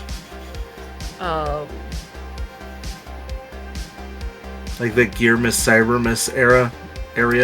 Yeah, Red Mist. I'm gonna put it above Gearmas only because I think this is the introductory one. I could be wrong. To Mr. Amaze, like that's his big.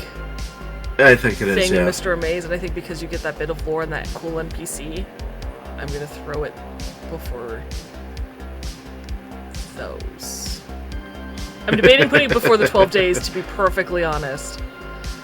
Jesus, me when I tech upgrade my Cyberpunk to make it give me a +2 to brawling checks to choke people, or to grapple people. Honestly, dude, every my one-shot PCs that I create have a cyber pillow, and I've just been waiting to use it as a way to bath someone in the face, and it never happens. Hasn't come up yet. Not yet. I'm debating. So I'm actually, because it has more versatility, I'm debating putting it before Cutie Miss and Gun Miss. Okay. Yeah, I can see that actually. All right, we're gonna slide Mr. Amaze up there. All right. Number between 1 and 14. 2. Cyber chairs. Everyone, every game. Yeah. My reason is Everyone, every is game. that it belongs in the world. 100%. There's no reason to exclude it for any reason. 100%. Where do we put it? I think it goes up near Hot Pursuit. Really? Will you use it as often? Maybe not. Maybe it belongs near your new best friend. But I think for the necessary accessibility it adds to the game, I think it belongs higher than Hornets. That's where I'm struggling. I'm struggling because I think it is absolutely a boss DLC for showcasing accessibility. But on a tier list of how often are you going to use this, it would be fairly low. I feel like it's before Mixing Drinks Changing Lives. Because it's literally... I think it's more important than that. Not importance. how frequently I get you will that. use it. And I feel like if we're going to throw Cyber Fist of Fury down there because, it's complicated or it's niche, then, it's only if you have this. And I think Cyber Cheers has to go down there for the same reason. If you're building a character with that, 100% you need it. 100% it goes for everyone and every game. Yes. Then I would put it after Fist of Fury. I might actually put it before Fist of Fury because it goes with all the other, gear stuff. Yeah. Okay. That's where I'd put it then. But in terms of this being a boss DLC of accessibility, it would be top of the list. It is S tier. If that's what it was, it would be top of the list, 100%. Because it's fucking amazing that it exists, and I love it. Yes. Okay, number 1 through 14. 5. Midnight with the Upload.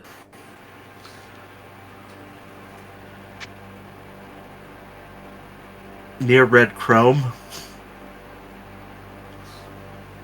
I know, it doesn't belong there. No.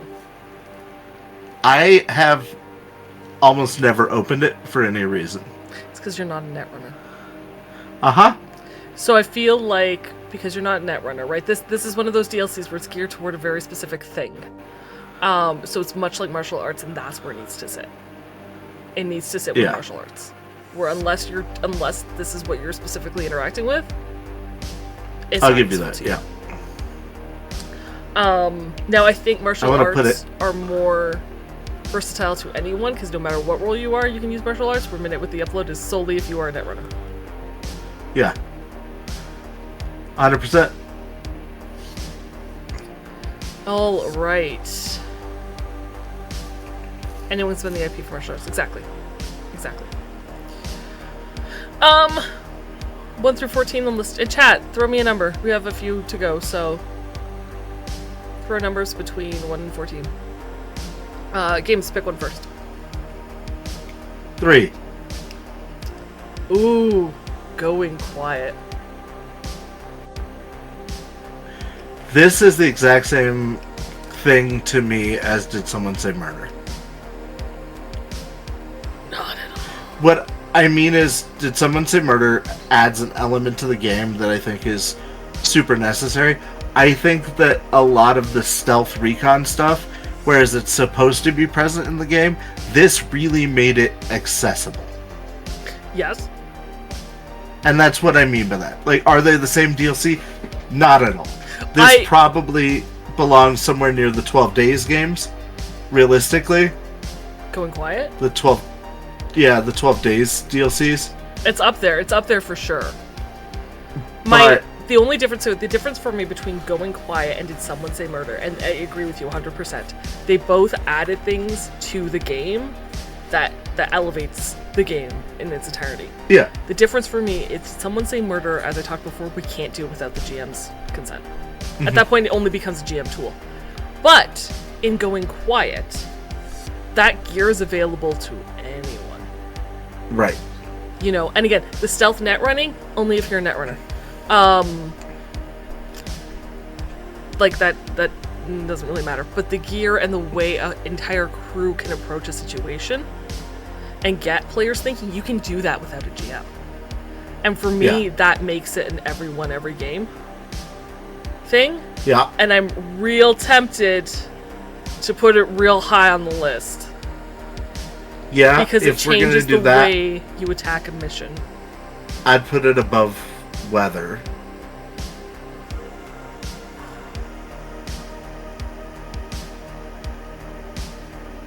Put it above Weather. I would put it below Weather. Because neither of us have a good reason to be this attached to Weather. My theory is this is my theory. Weather is applicable whether you're doing a mission or not. Weather can affect how your stealth mission is going. Your stealth mission is never going to change the weather. Weather don't give a fuck. It might. If you're that damn stealthy. So that's the only reason I would put it after Weather. Okay, I will agree. Although it does continue Barry's story, and for that, it will hold the highest place in my heart. Justice for Barry. Hashtag Justice for Barry. All right. Heroic had number 7. Yep. 7. Nomad presents radio. In-game tools. Yeah. Yeah. Or possibly out-of-game tools. No, I think in-game tools, but I think before the index, shockingly. Weird. I'm going to accept it. I think that's a weird call. Because, like, the index is good for searching things, but I think Nomad Radio, much like the logos, right? You can add it to the ambiance and what's in the world because you have the radio stations and what's playing on those radio stations. And it can elevate a mission. If you're doing one of the pre-main missions, it can elevate your mission higher. And I think because it has that bonus, those 2 elements, it goes before the index. Not an easy call. I will say that I don't remember the story attached to the apartment mentioning a explosive attached to a briefcase at any point. Just saying. I twitch. Okay, Bjorn's thing was 2, and I believe this is... I'm going to have to move it onto the list. I'm sorry, just so I can see it. Oh, no, it is. It's collecting the random. I love this DLC, so this is going to be a tricky one. Right. I think, though, it's an out-of-game tool. Really? I think so, because collecting the random is the one about how to reskin rolls.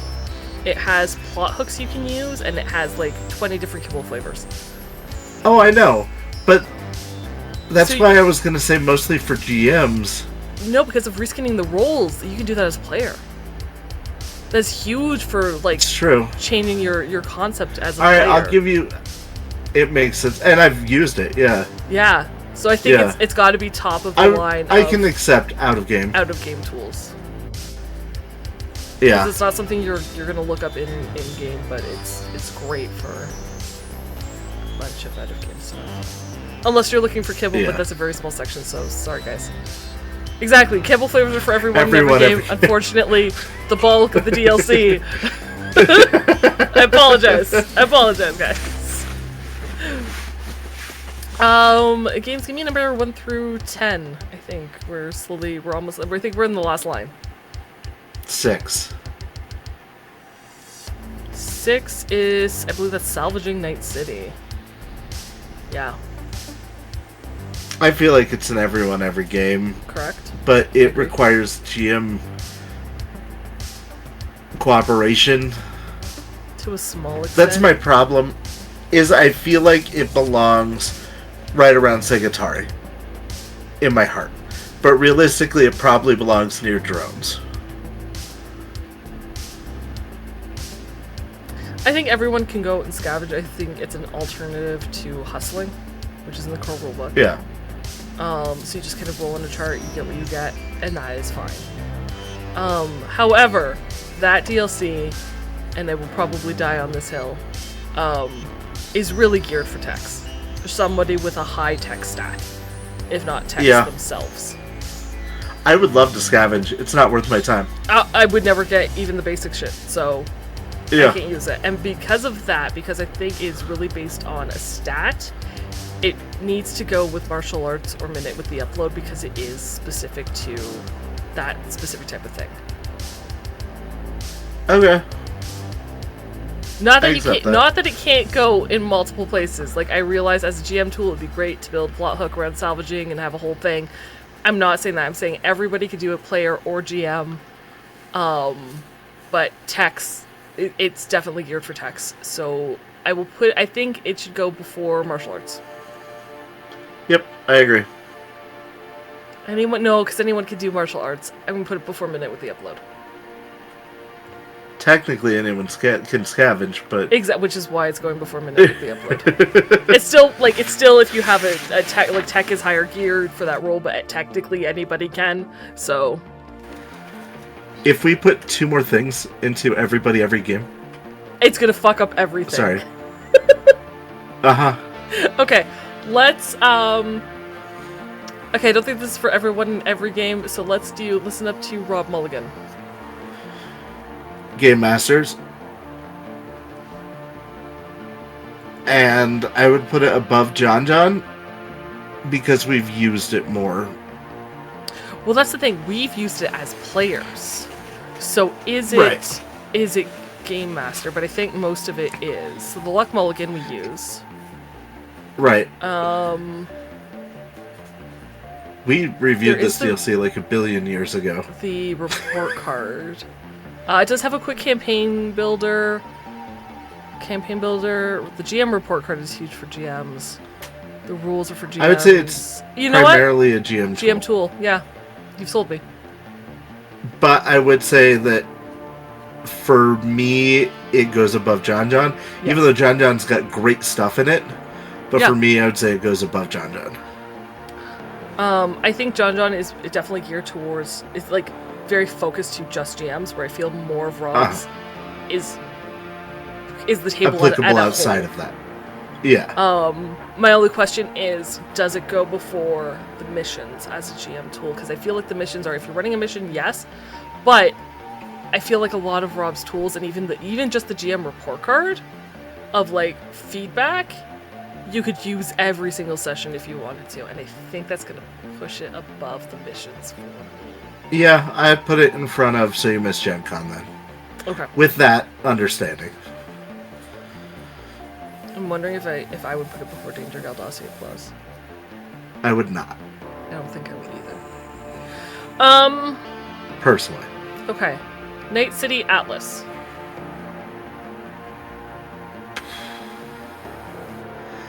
That's hard for me, In-game buddy. tools, I think. Yeah, let's do in-game tools. Now, before I can make an Nomad- argument for almost every category on this Yeah, one. right? But again, like Night City Atlas, like it's one of those things where if you library search, that's what you're going to find. But I feel like that, therefore, it falls as an in-game tool, right? Yeah.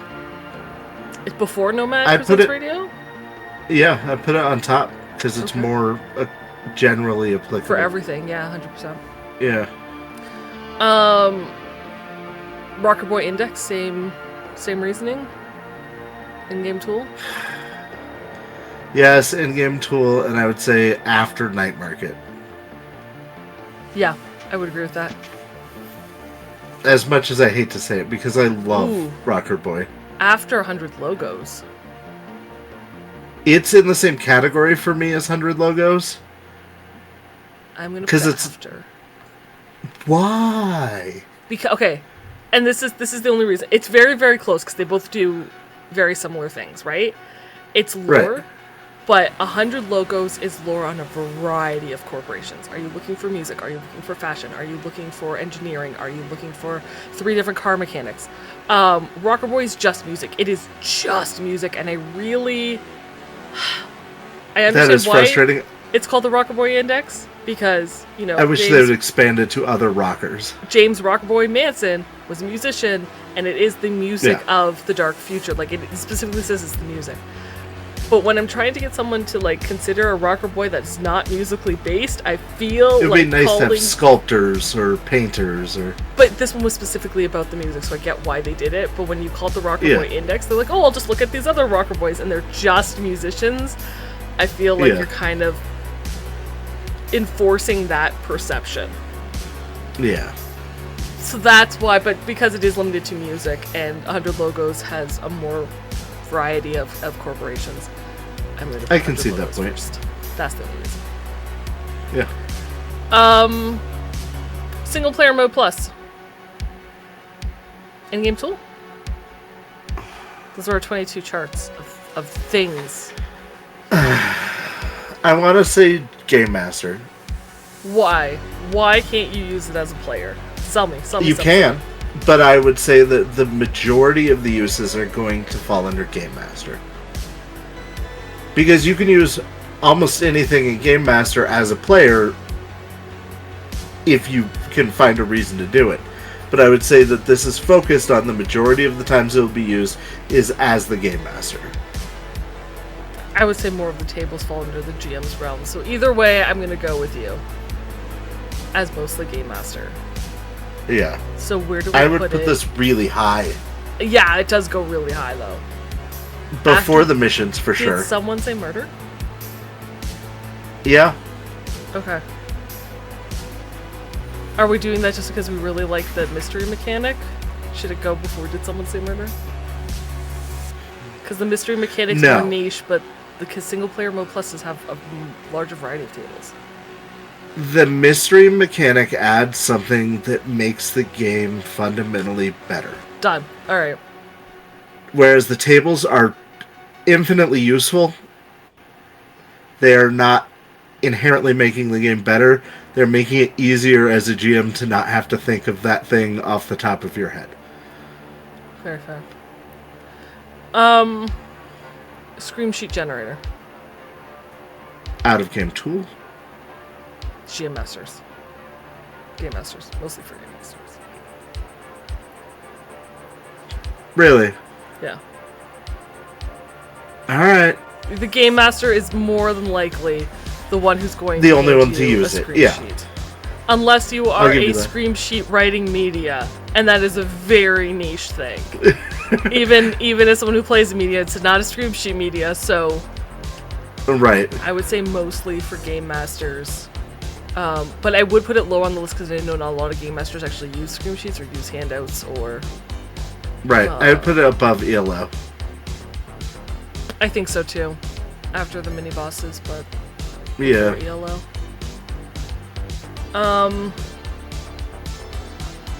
I am now, I'm pretty sure.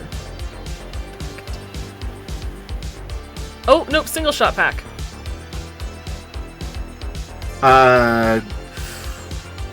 Yeah. Out of game? I don't have a good place for it. That's the thing. I feel like it's 50, GM 50, or out of game. I feel like it's 50-50. Because you have the pre-gen characters, which are for players, obviously. Unless you need an NPC, I guess. And then you have pre-made net architectures, which are for the GM. Yeah. But I feel like it's going to be... I have used the single shot pack more as a player than I have as a game master. I agree with LCC saying that it goes next to So You Missed Gen Con. Why? So, because of the tools in it, I think are more GM based.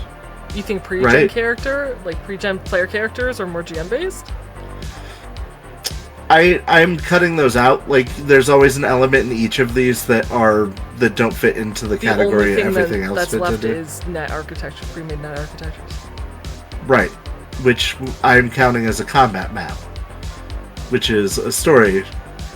I think it's an out-of-game tool. I think it is for players who need a character more than it is. And if I get any game master that I, have heard talk about, net running and everything, prefer to make their own net architectures, unless you're really starting off new. And chances are, if you're starting new in a mission, and you're running a pre-gen mission, they have the net architectures in the books. So you don't need extra pre-gen net architectures. I'll give you that. So I would say it's an out-of-game character tool. I'd put it at the very end. Yeah. Yeah. Lower than the checklist? For the net architectures? Yeah. Okay. If we were doing it for the net architectures in the way I was originally envisioning it, I'd put it up with the stories. But for the character sheets and the net architectures as a one combined thing, I would say that its use case is very limited. I think it's but more limited than the checklist? Yes. Unless you really want to know more about 40, because I believe there's character bio write-ups. Yeah. Because then the character, if you continue to use that character, the character sheet's going to change anyway. Yeah. Alright. They're burner characters at best. Oh god, I don't remember what's in that. In what? Tales of the Red Plus. That's a great point. I don't remember what's in it either. I think there's Scream sheets. A lot of them, but not that one. Oh, no, I do. Okay, I do now. There's additional NPC stats, and so, like, all the stats, extra scream sheets, and maps. It is 100% a GM tool. Yep. And it goes with Redcomb Cargo. Yep. I would say afterwards, because it's very specific to that those specific missions. Okay. I feel like all of the rest of these are in everyone in every game, and I don't know how I'm going to do this. Move all of them up to not every game after adding magic to ELO. And then we can discuss them so they're at least on the screen. Okay. So after not everyone, not every game. Ooh. Oh no. Yeah. Oh no. I accidentally hit the scroll wheel. Is it still good? I think it's still good. Yeah, you're good. Okay. Because you scrolled back up. I did. Fairly quickly. So I just so you can agree with me, right? Black Chrome Plus. Yeah. That's Molly's Night Market with all the also scavenging junk thing. Okay. No Place Like Home, which is the headquarters DLC. Not every game. Ooh. Okay. Because it's a GM call. Yeah. But like top of the list. It goes right next to loot boxes. I think it goes to the top of the list. Because it's the same concept as loot boxes. Loot boxes are a random concept, but you can do so much more with headquarters. Headquarters adds so much. I will put it ahead of loot game. boxes, but it goes right next to it. I think it does more than Stickball I wouldn't does. say that it. With the bonuses, with the bonuses you get from the rooms and improving those rooms, absolutely, Sure. you can do way more than you can with Stickball. And it appeals to a much wider, like it can be an everyday thing. All right, I'll give you it. I see your point. As someone who plays a Rocker Boy and a Medtech, you could use those rooms every single session if you wanted to. Infinitely useful, yeah. Use Stickball every single time. Unless you purposely went out looking for a fight. Is that a challenge? No, I'm gonna start using because it will be. Stickball Because it will be. You'll do it. I know you will. Wood Chipper's Garage? Every game. Spinning Your Wheels? I think it's in every game also. Toggle. Every game. Right, okay. So, our last 4 every games, so I'm going to throw them in not everyone, not every game, so that we can see them. Yeah. Now that we've decided No Place Like Home goes in this one. Yeah. So I guess we'll go in order. Yep. Black Chrome Plus. I'd put it number 1. I would after going quiet. Yeah? Yeah. Okay. For the reason that I kept mystery as high as I did, I would agree with you for that reason. It adds a whole new level to the game. Yeah. Okay. But it's so ubiquitous to the world. It is basically more of the core book. Unlike the 12 days and all those are additional gear, but they're very proprietary additional gear. I would say that Black Chrome is very this is more of the book. Well, Black Chrome Plus is Molly's Night Market. So you got scavenged armor, you got junk ammunition, you got Molotov cocktails, which I fucking love. Right. It gave you a way to have weapons and armor at you are crawling out of the gutter, have nothing level, which we hadn't seen before. And that's why I was saying that it feels so necessary. Yes, and it's more accessible, but it also showed GMs how you can add things or worsen things and make it accessible to players. So it adds a whole new level, so that's why I want to put it with going quiet, because I feel like it's the same thing. It is a lot of gear, but it adds a new level to the game that anyone can I put it after going quiet then. Okay. There we go. Wood Chipper's Garage.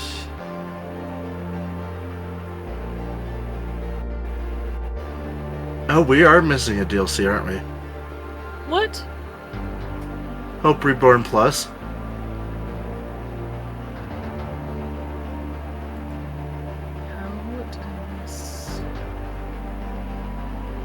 Seeing it on there, Street Stories Plus and Hope Reborn Plus in the comments, I was like, oh, we haven't talked about Hope Reborn Plus. It would be right next to Street Stories Plus, though. Yeah, it's NBC biographies. Yeah. And I think tokens and stuff. It goes in the same spot. I'm so sorry. You know what the worst part is? I used the checklist. So either I completely missed it or it's not in the checklist. Yeah, we're not counting the Edrunner mission kit stuff. No, just Cyberpunk RED. Yeah. I know you could port them over, but it was meant for the 2070s. I just wanted to keep it to RED. Yeah. So Hope Reborn Plus, sorry, it goes right with Tales of the Red Street Stories. Yeah. Plus, it goes right there. I apologize.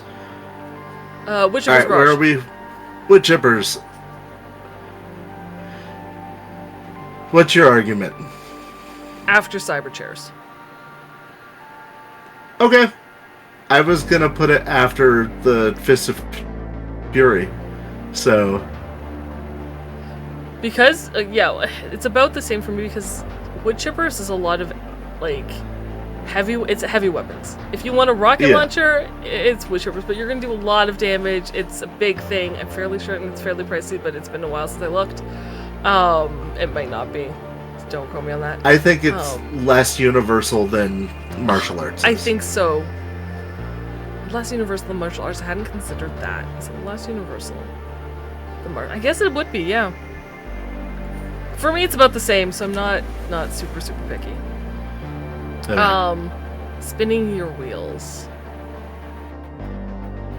I think that is one that goes all the way up near Hot Pursuit and Hornets and all that. Yeah. Because it's just part of the world.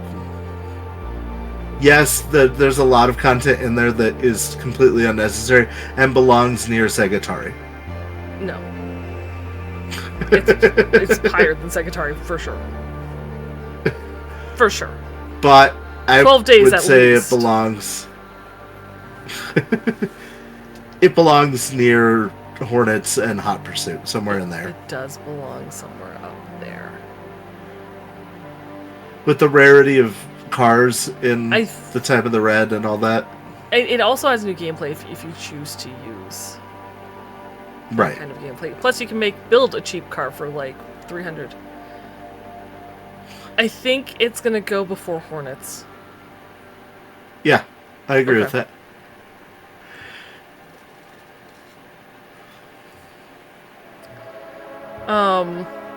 I like that Barry kept top spot, by the way, for mostly for June 2nd. Toggles Temple. I have a hard time with this one. I want to say after Black Chrome Plus, but I think it belongs in the 12 days. Yeah, 100%. Yeah. 100%. I want to put it after Cyber Deals. It's in the neighborhood of Cyber Deals, but I think it's less useful than Cyber Deals. I agree. It's less useful than Cyber. Cyber Deals just covers a wider range of things. Retarded's Temple is weapons. But I feel like it has more weapons than any of the other 12-day stuff, so... Yeah. Up there. And that is our list, except for Hope Reborn Plus.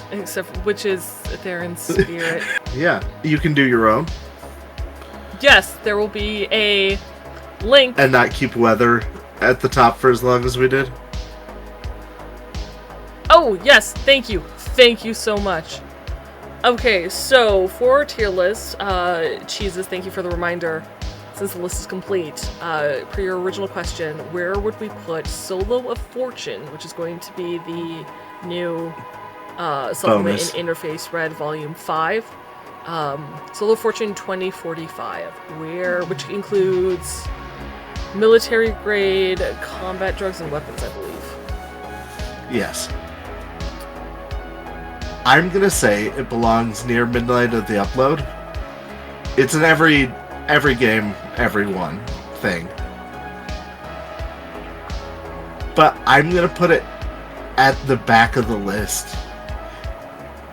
Past the 12 days. Okay. For the very limited amount that I know. Yeah. I'm going to say not everyone, not every game, because it's really going to depend on your GM and what they're going to allow. Because it is military level, so for the same reason that tarot? Easily accessible. For the same reason FBCs and exotics are, and it's that kind of like, I feel like it's going to be that end game stuff, you know? Yeah. Where it's not like a strict jug where anybody can get it. Like, you're going to actually have to have those connections, and that's solely on what your GM wants. If your GM wants a overpowered game where you can go be an FBC on military grade drugs, then awesome. If you're playing a street level campaign with a GM that's like, you are not getting access to this because that's not the story we're telling, I feel like that's where I'm going to put it. Okay. But because I do feel it would be more accessible or easily accessible than FBCs. Well, you would have it. Would you have it all the time, or could you get it all the time? I think it would go after exotics.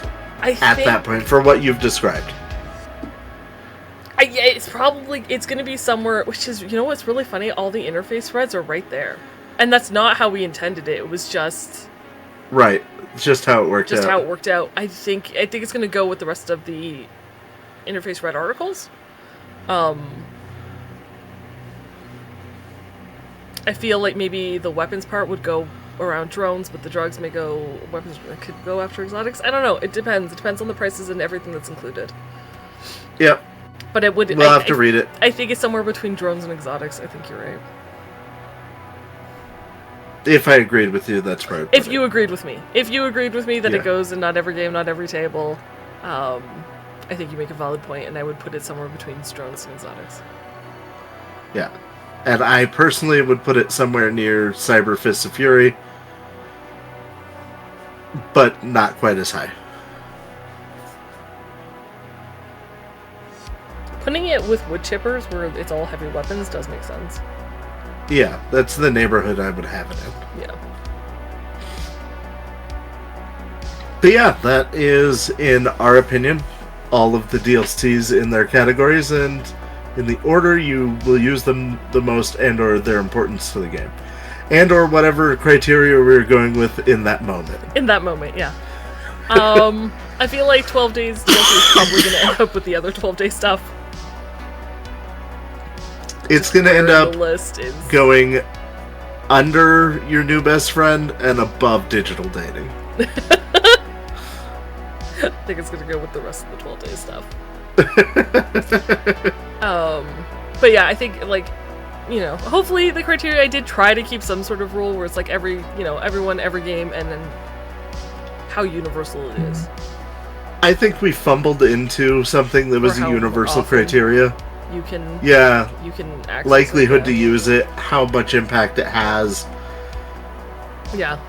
We ended up somewhere around there. Somewhere there.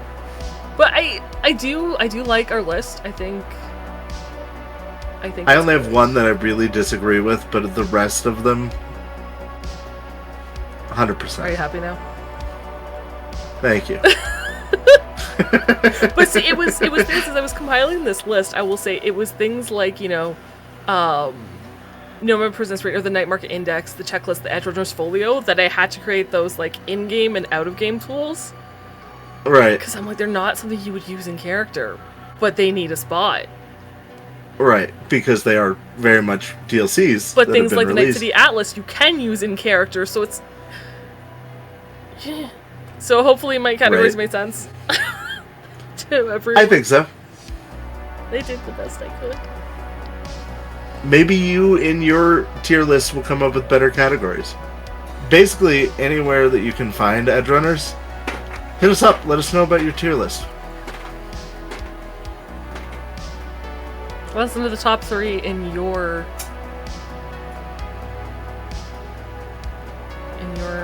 tiers. I agree with those, actually. The top 3, when I look at the top 3, I'm like, yeah, that's solid. That's solid. Yeah. Yeah. I think with that, is there anything else you would like to mention before I do the whole closing farewell spiel? No, I don't think so. Okay. Then with that will conclude this episode of Nightsea Sofa. Thank you all so much for joining us today. Be sure to leave a like, hit the subscribe button, and leave a comment about your tier list, what you thought about ours. Especially if you think there should be different things in a different spot. As Games mentioned, if you want to connect with us, Edgerunners HQ exists over on Blue Sky, Patreon, Twitch, and YouTube. If you want to talk to us on Discord, you'll have to join the Saves vs. Death Discord. Links will be in the video description below. As for next week, super special announcement. I can't do a drum roll.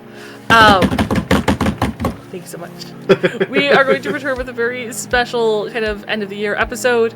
We will be hosting, Games and I will be hosting the Big Fat Quiz of Cyberpunk RED with contestants Jay Gray and James Hutt. So be sure to join us next week. You can take the test, the quiz alongside them if you would like, or just see how well they do. It should be a good time. So please come back 9 p.m. Central next Friday on Twitch to see it live. Otherwise, it'll be out on YouTube on the following Sunday. And with that, until next time, GMs, meow for now.